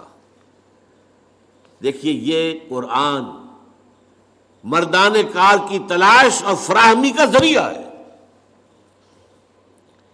یہ روح انسانی کے لیے مقناطیس ہے. سرسری طور پر بھی قرآن سنایا جائے، کوئی چیز اگر کسی شخص کی فطرت مسخ نہیں ہو گئی ہے، پرورٹڈ نہیں ہو گئی ہے، کسی بھی صحت اور سلامتی برقرار ہے، وہ کھینچے گی، اس کشش محسوس کرے گی. وجہ کیا ہے؟ دونوں کا سورس ایک ہے، یہ گرائی ہے. روح ہماری کہاں سے آئی؟ اللہ سے. کلام کہاں سے آیا؟ قرآن، اللہ سے. از کجا می آئی آواز دوست، یہ کس میرے دوست کی آواز کہاں سے آ رہی ہے؟ اور وہ روح کھینچی جاتی ہے. ہاں، مردہ جو ہو چکے، جن کی روح مر چکی، جن کے جسم مقبرے بن چکے ہیں، چلتے پھرتے مقبرے ہیں، اندر روح دفن ہو چکی ہے، ان پر اثر نہیں ہوگا. ابو جہل پہ نہیں ہوگا، ابو لہب پر نہیں ہوگا. جس کی روح، مجھے یہ ڈر ہے دل زندہ تو نہ مر جائے، کہ زندگانی عبارت ہے تیرے جینے سے. اگر یہ روح اندر زندہ ہے، یہ کھینچے گی. یعنی اب اس کے لیے لفظ استعمال، سلیم الفطرت لوگوں کو کھینچنے کا ذریعہ قرآن ہے. اس کے لیے میری تقریروں میں ہمیشہ سے ہے، آج پھر ایک مکمل بات ہو جائے. 5ویں جماعت میں پہلا سائنس کا تجربہ ہمیں کیا کرایا گیا کہ دیکھو یہ ہے مکسچر ہے ایک، اس میں لوہ چون بھی ہے، لوہے کا برادہ جو ہوتا ہے، جو لیتھ وغیرہ کے اوپر جب ہو رہا ہوتا ہے تو وہاں پر جو گر رہے ہوتے ہیں ذرات اور ٹکڑے، اور اس میں لکڑی کا برادہ ملا دیا گیا. علیحدہ کرو. اب کیسے کریں؟ ایک ایک ذرہ ہٹائے اس کا، پھر بتایا دیکھو ایسے کرو، میگنیٹ لے لو، مقناطیس، اس کو چلاؤ، اس میں لوہے کے ذرے اس میں چمٹ جائیں گے، برادہ رہ جائے گا. اس معنی میں قرآن کو ایک میگنیٹ کی حیثیت سے معاشرے میں پھرانا، گھمانا، بڑے سے بڑے پیمانے پر اس کا کم سے کم جو ابتدائی مفہوم ہے اس کو عام کر دینا. ایک ہے اس پر ریسرچ ہے، اس کے اندر گہرائیاں ہیں، اس کے لیے قوطہ زنی ہے، اس کے لیے بلندیوں میں جانا ہے. وہ نہیں، ابھی تو یہی ہے. یہ قرآن اپنی سطح کے اوپر جو شے رکھتا ہے، اس کا جو ایسنس ہے وہ اس کی سطح پر ہے، سطح پر ہے. جس کی مثال میں دیا کرتا ہوں کہ جیسے اگر سمندر میں کوئی ٹینکر جو ہے، آئل ٹینکر، وہ ٹوٹ جائے تو جو اس میں سے تیل نکلے گا وہ کہاں جائے گا؟ سطح پر رہے گا، اندر نیچے تو نہیں جائے گا نا،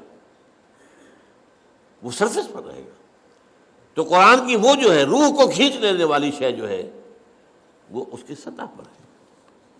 وَلَقَدْ يَسَّرْنَا الْقُرْآنَ لِلذِّكْرِ فَهَلْ مِن مُدَّكِرٍ، یاد آتا ہے کوئی از کجا می آئے دین آواز دوست، یہ قرآن سے کھنچتے تو قرآن کو گھماؤ پھراؤ اس میگنیٹ کے طریقے سے زیادہ بڑے پیمانے پر، تاکہ سلیم الفطرت لوگ جو ہے وہ کھنچ کر چلے آئے۔ اور آپ کو معلوم ہے قرآن مجید میں ذکر ہے جنات کی ایک جماعت نے ایک دفعہ قرآن سنا ہے اور ایسے پختہ مومن بن گئے، داعی بن گئے۔ قل اوحی الی انہ استمع نفر من الجن فقالوا انا سمعنا قرآنا عجبا یہدی الی الرشد فآمنا بہ۔ یہ قرآن اس کے اندر یہ تاثیر ہے۔ تو یتلو علیہم آیاتہ ہی سے میں نے آپ کے سامنے رکھا، معاشرے میں سے صالح جو فطرت اور سلیم الفطرت لوگ ہیں انہیں کھینچنے کے لیے قرآن کو ذریعہ بنا۔ اب اگلا مرحلہ آیا ہے اور یہ ہے بہت اہم، تزکیہ جس کے بارے میں بدقسمتی سے ہمارے ہاں خانقاہی نظام آ گیا، افلاطونی نظام آ گیا، نیو پلیٹونک نظام آ گیا، ہندوؤں کے جو ہے سنیاس وغیرہ سے آ گئے، یہ آ گیا وہ آ گیا، یہاں تو موسیقی کا روایت ہے، ہمارے صوفیوں نے موسیقی اختیار کر لی، کاہے کے لیے؟ وہ اللہ کے بندو قرآن سے بڑی موسیقی کوئی نہیں تھی، دی ڈیوائن میوزک۔ تم نے اس موسیقی کے اندر لوگوں کو پاگل کیا ہے، دھمال کھیلتے ہیں اور انہیں حال آتا ہے کیا؟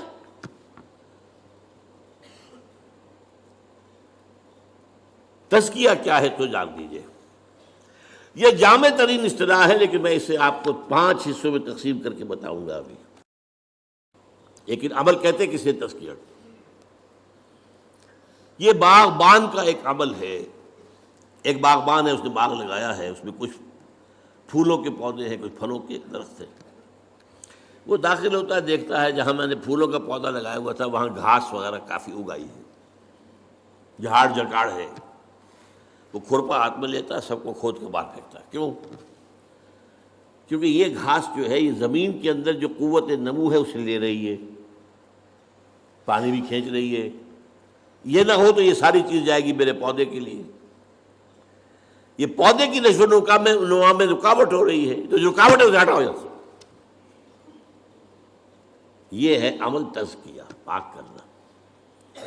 انسان کی ترقی میں جو اس کی اصل ترقی ہو اس میں رکاوٹ جو چیزیں ہیں ان کو ہٹانا تزکیہ۔ اب دیکھیے انسان ایک تو میں آپ جو ظاہر ہے نظر آ رہے ہیں، ہاتھ پاؤں ہیں، ہمارا ظاہری جسم ہے، ظاہری وجود ہے، ایک معنوی وجود ہے ہمارے اندر۔ اس معنوی وجود کے لیے کبھی لفظ خودی بھی استعمال ہو جاتا ہے، لیکن میں آج آپ کو 4 حصوں میں بتا رہا ہوں۔ سب سے پہلے ہمارا ایک فکر ہے، کچھ نظریات ہیں، کچھ خیالات ہیں، کچھ عقائد ہیں، کچھ فلسفے ہیں، کچھ بھی ہے۔ تطہیر فکر، اس فکر کو پاک کرنا، اس فکر میں جو غلط عنصر ہے اسے نکال کے باہر پھینک دینا۔ اگر یہ فکر کی غلطی موجود نہیں تو آگے نہیں، آپ کی ترقی نہیں ہوگی۔ پھر آپ کا نفس امارہ ہے، وہ آپ کی حیوانی جبلتوں کو بھڑکاتا ہے۔ تزکیہ نفس۔ پھر قلب ہے، اس پر غبار آ جاتا ہے، یہ آئینے کے مانند ہے۔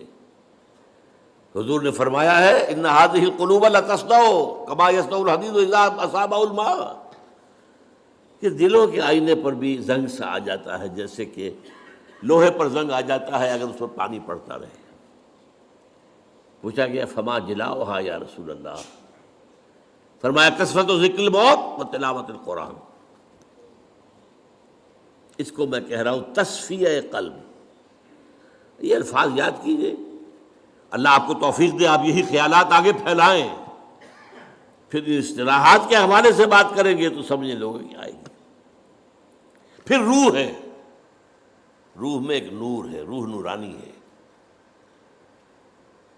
یہ جو بگ بینگ سے پہلے پیدا کی گئی ارواح، میری وہ کتاب میرا خیال ہے کہ اب کچھ دنوں کے بعد آپ لوگ پڑھنے لگیں گے انشاءاللہ، ایجاد و ابداع عالم سے لے کر عالمی نظام خلافت تک.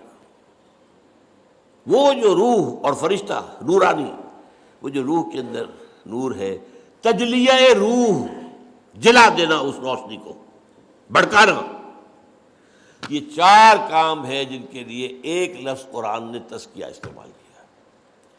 تزکیہ از موسٹ پروفاؤنڈ، اس میں کوئی شک نہیں، لیکن تطہیر فکر نمبر 1، کیونکہ یہ حیوان عاقل ہے. اصل مسئلہ تو فکر کا ہے.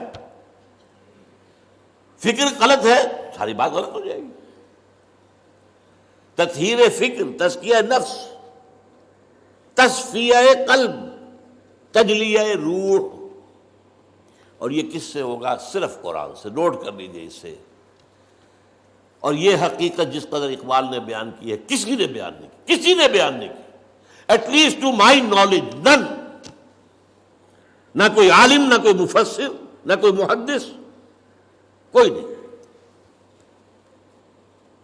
گر تمی خواہی مسلمان زیستن، نیست ممکن جزب قرآن زیستن. یہ قرآن کیا ہے؟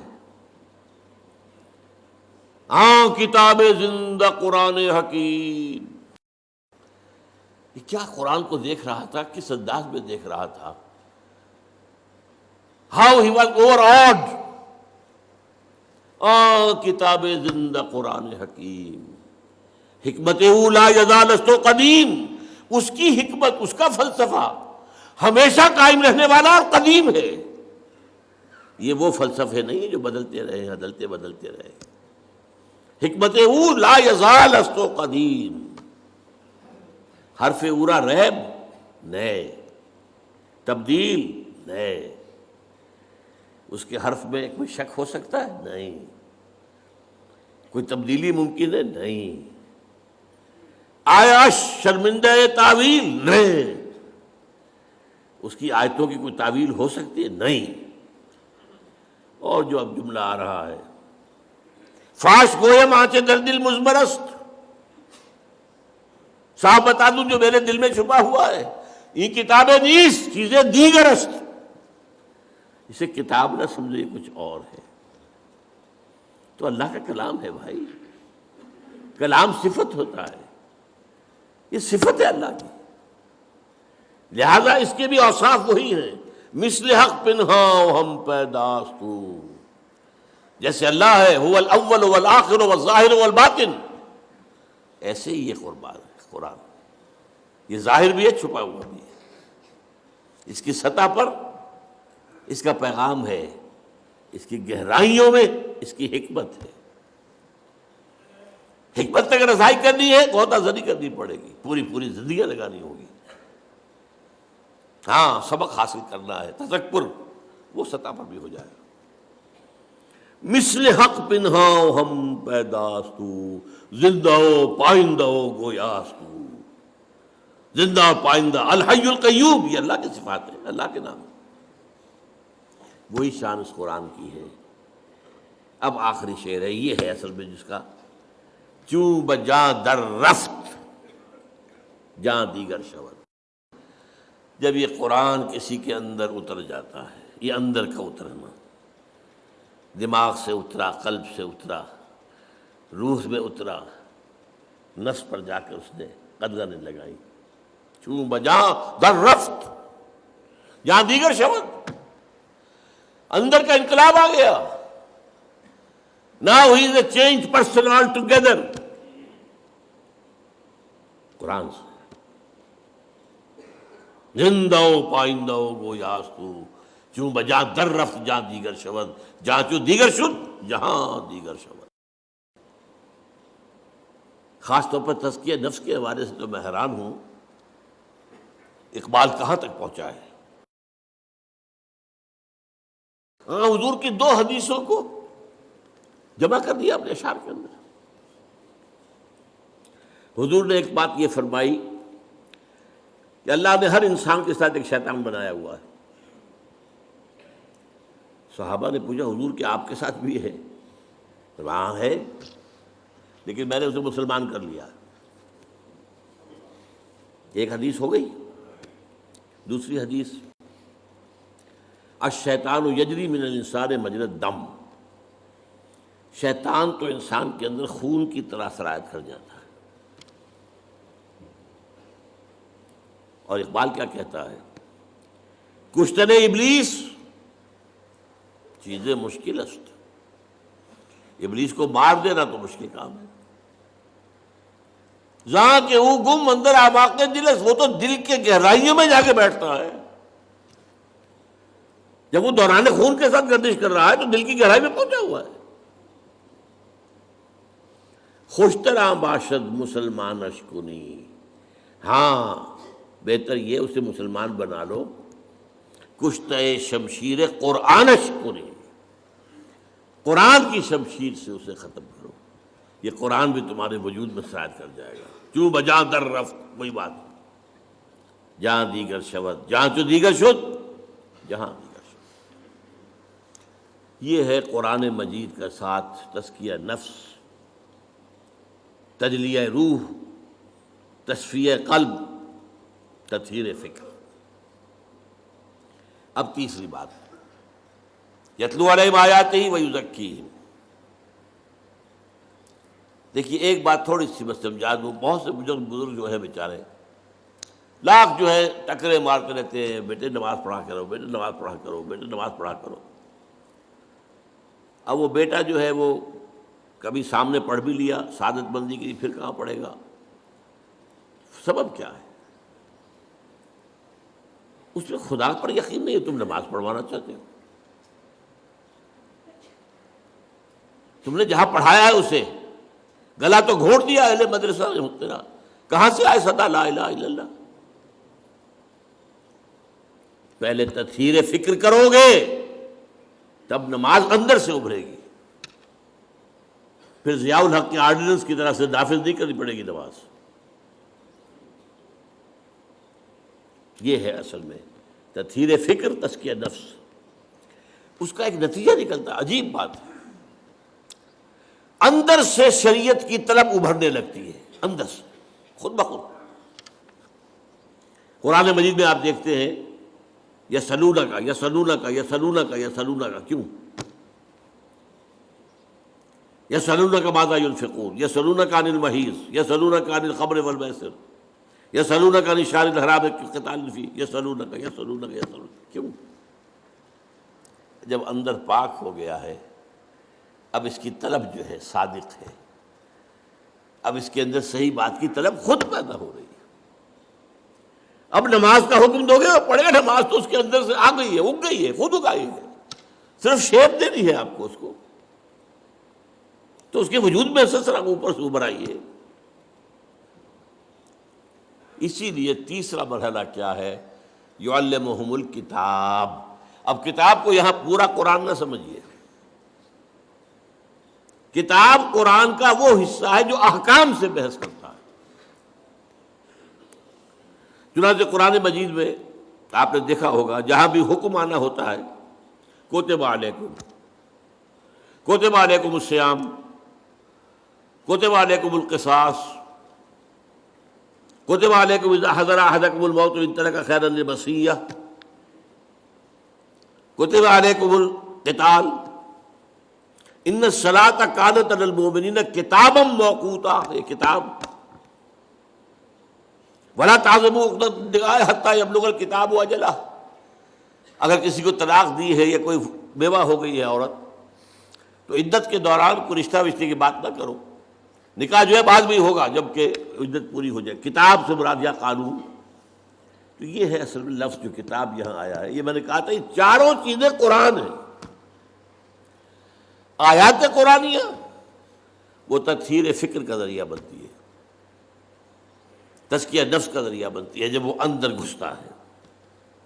اور اب جو طلب پیدا ہوئی ہمیں بتایا جائے، ہمیں بتایا جائے، ہمیں بتایا جائے، ظاہر بات ہے جب ان کی طلب کے اوپر بتایا جائے گا تب ان کے اوپر کوئی جبر کرنے کی تو ضرورت پیش نہیں آئے گی، وہ اندر سے ابھرے گا۔ شریعت خود بخود گویا کہ اب کھیتی تیار ہے، بیج ڈالو، کہ کھیتی تیار نہیں ہے، اندر خبث بھرا ہوا ہے، جو آپ کی مٹی ہے وہی اس کے اندر ہی خرابی ہے، تو آپ کا بیج بھی ضائع جائے گا۔ حل آپ نے چرائے نہیں، بیج ڈالا ہے، کیا ہوگا؟ یہ کام یتلو علیہم آیاتہ ویزکیہم ویعلمہم الکتاب، یہی وجہ ہے آپ دیکھیے شروع میں احکام کیوں نہیں آئے؟ شروع میں وہ کام ہو رہا ہے، یتلو علیہم آیاتہ ویزکیہم، یہ دو کام مکے میں ہو رہے ہیں۔ یعلمہم الکتاب مدینے میں آ کر ہو رہا ہے۔ سورہ بقرہ سے شروع ہو رہی ہے شریعت، سورہ نساء، سورہ مائدہ، شریعت کی ہے۔ تو یعلمہم الکتاب، اور جو سب سے چوٹی کا معاملہ ہے والحکمہ، یہ حکمہ جو ہے میں آپ کو اشارہ کر چکا ہوں، آج کے دور کی ہائیسٹ شے یہ حکمت ہے۔ لیکن ابھی جب کہ انسان اپنے شعور کی منزلیں طے کر رہا تھا، پہلے تفصیل سے آ چکی ہیں یہ باتیں، حکمت وہاں تھی ہی نہیں، احکام ہی احکام تھے، دی 10 کمانڈمنٹس، حضرت موسیٰ کے عہد تک کا معاملہ یہ ہے۔ حکمت پہلی مرتبہ لفظ آتا ہے انجیل کے لیے، یعلمہم الکتاب والحکمہ والتوراۃ والانجیل، تورات صرف احکام، انجیل میں حکمت بھی ہے۔ قرآن میں آیات بھی ہیں، تزکیہ کا عمل بھی ہے، قانون بھی ہے، حکمت بھی ہے۔ حکمت کسے کہتے ہیں؟ پہلی بات تو یہ کہ حکمت بھی کوئی قرآن سے باہر کی شے نہیں ہے، بلکہ اس کا جزو لا ینفک ہے۔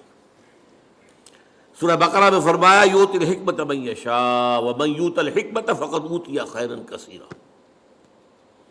اللہ جسے چاہتا ہے حکمت عطا کرتا ہے، اور جسے حکمت عطا کر دی جائے اس کو تو بہت بڑا خیر عطا کر دیا گیا۔ اس کو فرمایا سورہ بنی اسرائیل میں ذالک مما اوحی الیک ربک من الحکمہ، اے نبی یہ ہیں وہ باتیں جو حکمت کے قبیل سے ہم آپ کے رب نے آپ پر وحی کی۔ تو چاروں چیزیں قرآن میں، البتہ حکمت کو اب سمجھیے کہتے کسے ہے حکمت؟ حکمہ، کوئی چیز مضبوط ہو گئی، پختہ ہو گئی، اسی سے نسبت استحکام، استحکام، کوئی چیز مضبوط ہے، وہ اپنے خلاف اقدام کا دفاع کر سکتی ہے، مستحکم طاقت۔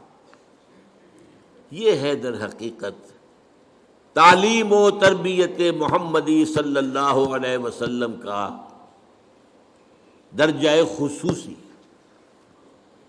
حکمت کا ہر شخص اہل نہیں ہوتا، اور عرب قوم بحیثیت مجموعی حکمت کی اہل نہیں تھی، اسی لیے حضور نے سلمان فارسی کی طرف اشارہ کیا تھا کہ حکمت چاہے سریا پر بھی ہوگی، اس کی قوم کا کوئی شخص اس کو لے آئے گا۔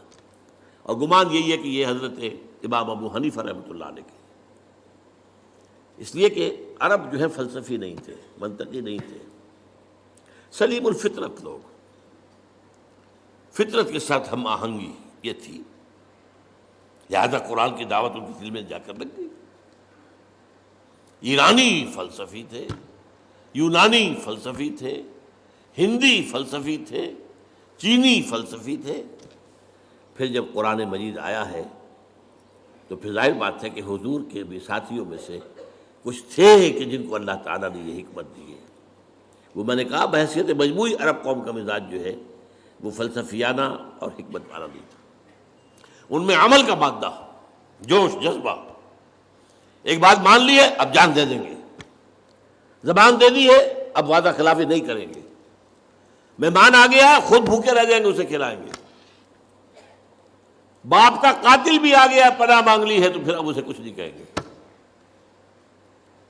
حرم میں دیکھ لیا باپ کے قاتل کو کچھ نہیں کہیں گے، یہ حرم میں، یہ ان کے اوصاف کچھ تھے، فطرت کے قریب تھے لوگ، لیکن حکمت نہیں۔ لیکن البتہ جو بدقسمتی ہماری ہوئی ہے،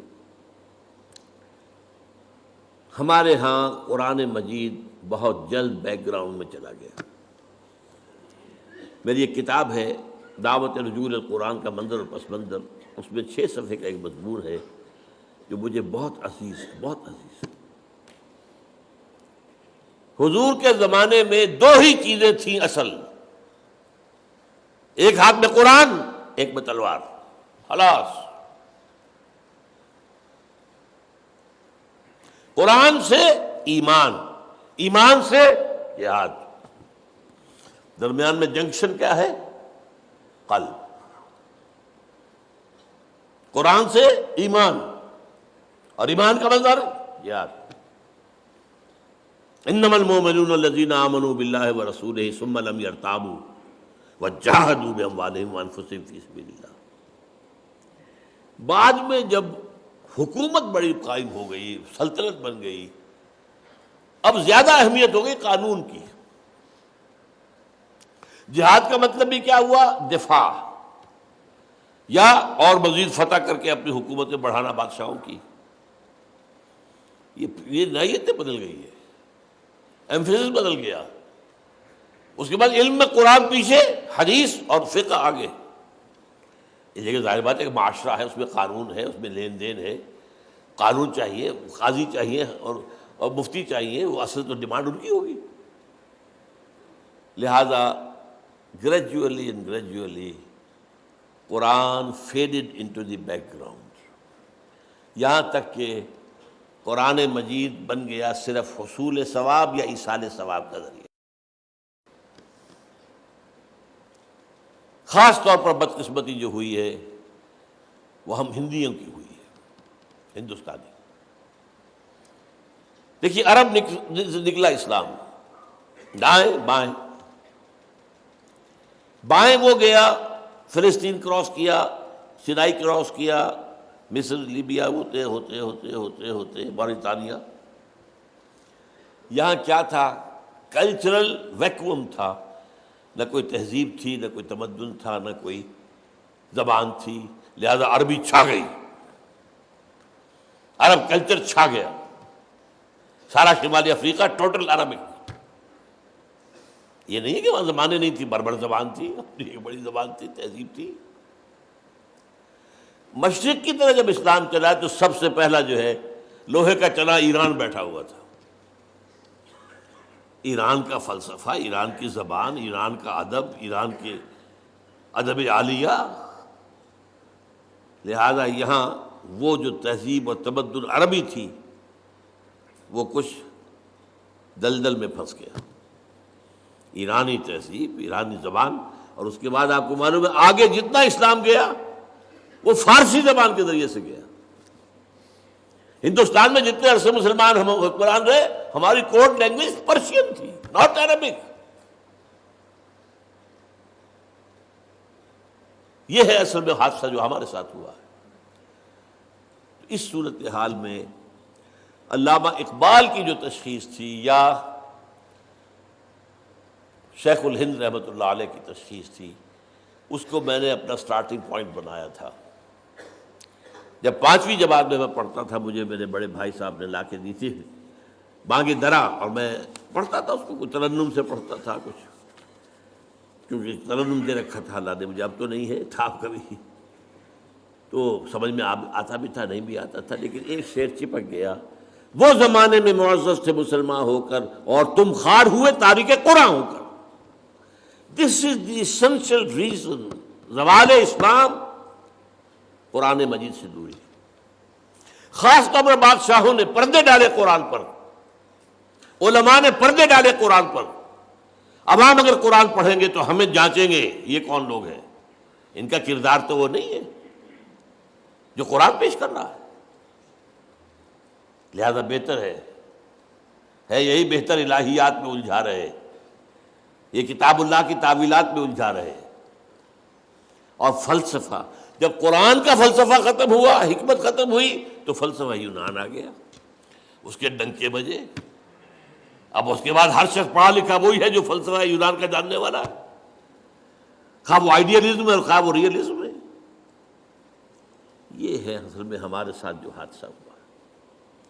اقبال وہ شخص ہے کہ جس نے کہا کہ یہ سارا معاملہ اب اگر گر تو بھی خواہی مسلمان زیستن نیست ممکن جذبہ قرآن زیستن.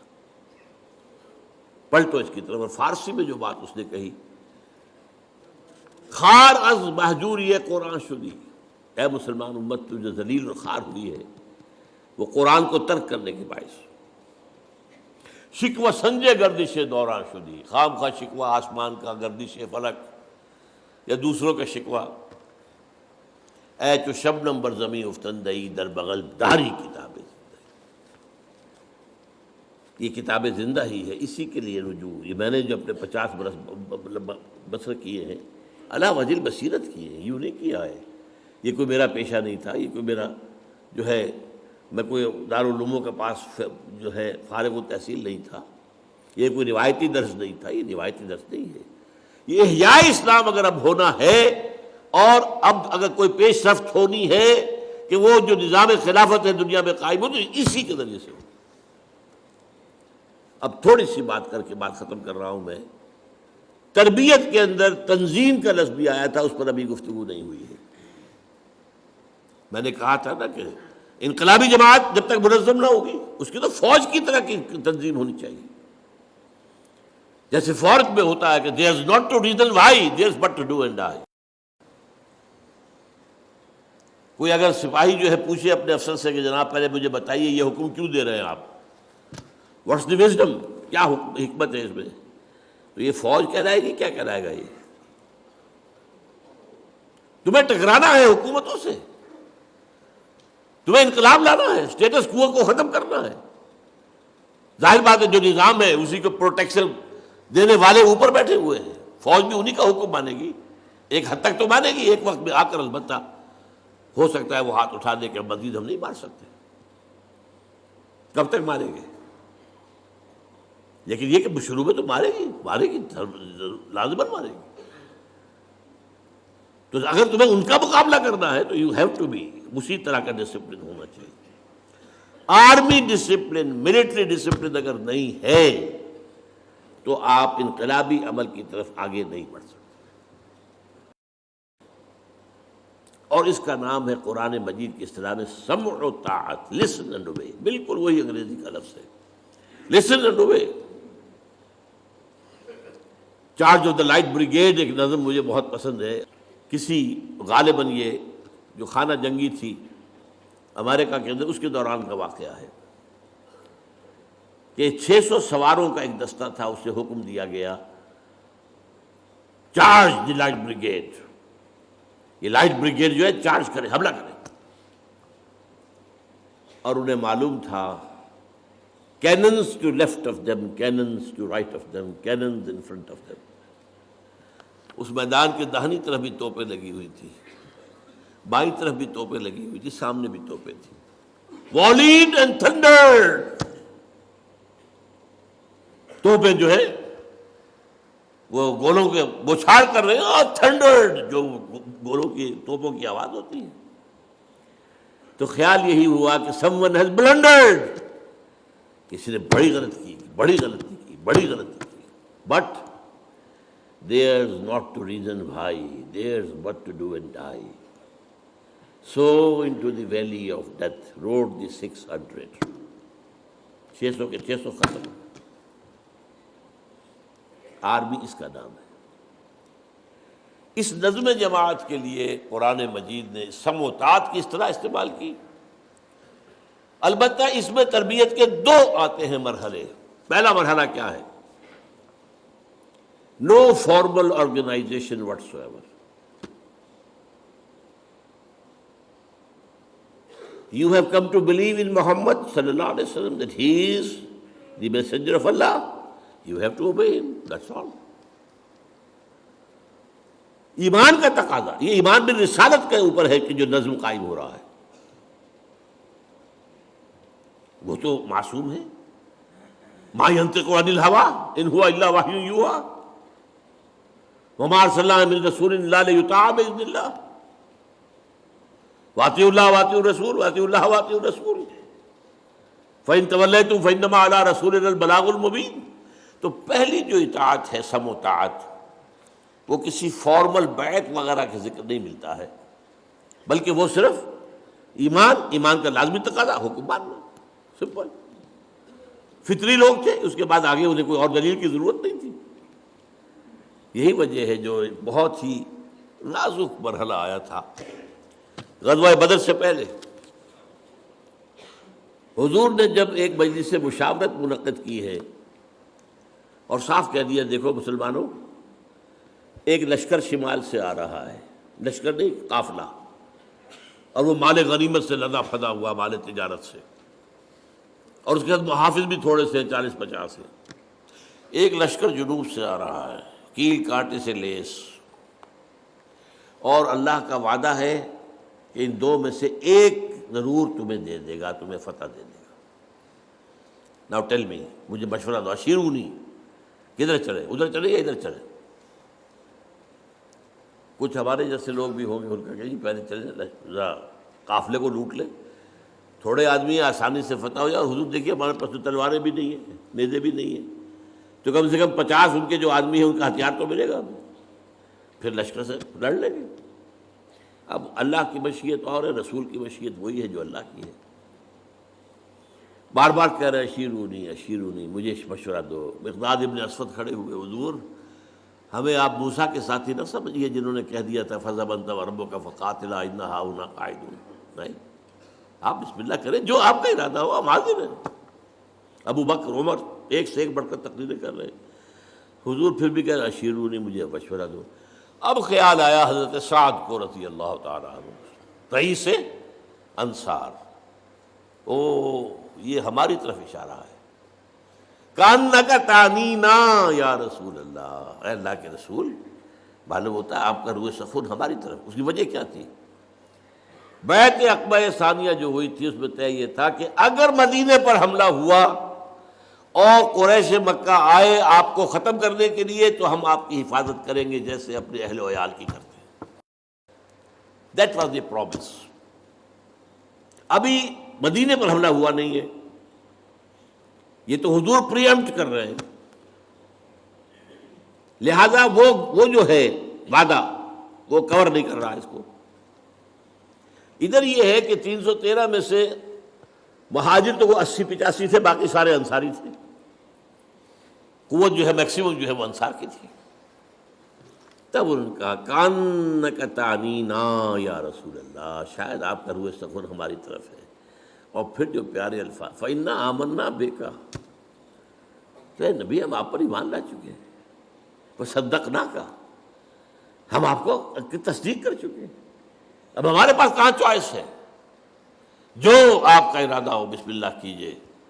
کیا عجب کہ اللہ تعالیٰ آپ کو ہمارے ذریعے سے آنکھوں کی ٹھنڈک عطا فرمائے. اور اگر آپ برق غماد تک پہنچ جائیں گے تو ہم بھی اپنی اونٹنیوں کو دبلا کر دیں گے، پہنچیں گے وہاں تک. اور اگر آپ سمندر کے کنارے کھڑے ہو کر آپ نے اپنی سواری سمندر میں ڈال دی، ہم بھی ڈال دیں گے. تو بہرحال اصل جو بنیاد جو تھی سم و طاعت کی وہ تھی رسالت پر ایمان. لیکن پھر جب بات پھیلی ہے، آگے بڑھی ہے، تنظیمی ڈھانچہ بڑھا ہے، پھر جب کہ مکے سے نکل کر بعد مدینے میں پہنچ گئی ہے، اب آپ نے بیعت کا انسٹیٹیوشن شروع کیا. اور اس میں جو بیعت ہے وہ نوٹ کر لیجئے، اس سے زیادہ پروفاؤنڈ حدیث کا تصور میں نہیں کر سکتا. A full constitution of a revolutionary party, کتاب لکھی جا سکتی ہے اس پر.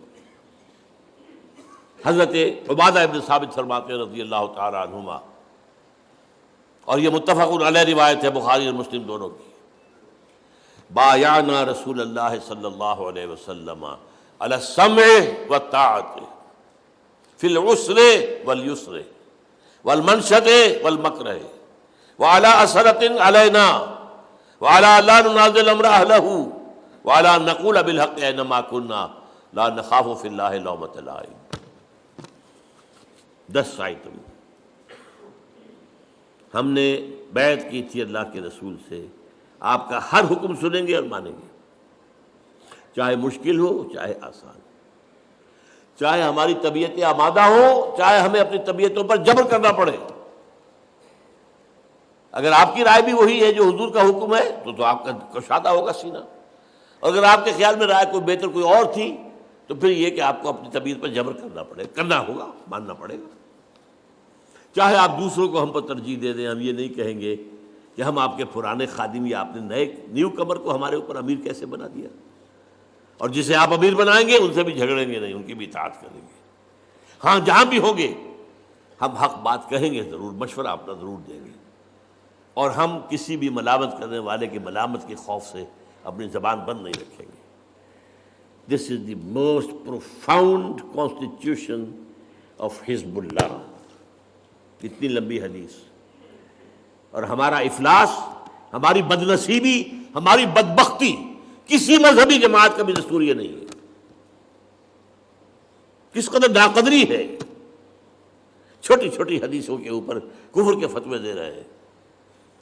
یہ رفع یدین نہیں کیا، یہ غور ہو تم ہو اور غور ہو، یہ کیا تم نے آمین بالجہر کہہ دیا، تم دفع ہو جاؤ، ہماری مسجد سے نکل جاؤ۔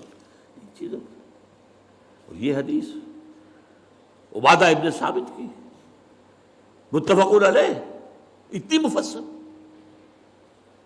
یہ ہے اصل میں وہ نظم، اور اس میں جو اصل کام ہوا ہے وہ میرا اگلے لیکچر کے اندر اس کی وضاحت ہوگی۔ اس ڈسپلن کی مشق کیسے ہوئی، میں صرف اشارہ کر رہا ہوں اس وقت۔ 12 برس تک مکے میں حکم یہ تھا کہ مسلمانوں، چاہے تمہارے ٹکڑے اڑا دیے جائیں، تمہیں زندہ جلا دیا جائے، تم ہاتھ نہیں اٹھاؤ گے، کوئی جوابی کارروائی نہیں، no raising of hands even in self defence. یہ تصادم جو میرے اگلی تقریر کا جو عنوان ہے اس کا اہم موضوع یہ ہے۔ اس پر عمل کرنا سوچ لیجئے کہ یہ اس سے بڑی ٹریننگ جو ہے سم و طاعت کی ممکن نہیں۔ اب بلایا جا رہا ہے خباب بن الارت کو، آؤ، آ گئے، ان کی نگاہوں کے سامنے دہکتے انگارے بچھا دیے گئے، اتارو کرتا، اتار دیا، لیٹ جاؤ، لیٹ گئے، پیٹھ کی کھال جلی، چربی پگھلی، انگارے ٹھنڈے ہوئے۔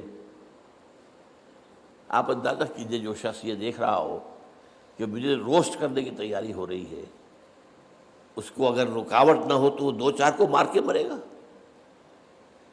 بلی کو بھی آپ گھیر لیں، کہیں کارنر کر لیں، وہ آپ کے اوپر آئے گی، آپ کی آنکھوں پر آئے گی، کیا شے ہے وہ، لیکن اجازت نہیں۔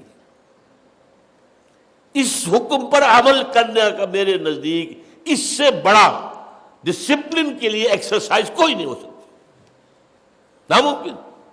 پریڈ کرانے کی ضرورت نہیں ہے، یہاں حکم ہے اللہ کے رسول کا، ہاتھ نہیں اٹھانا، بس۔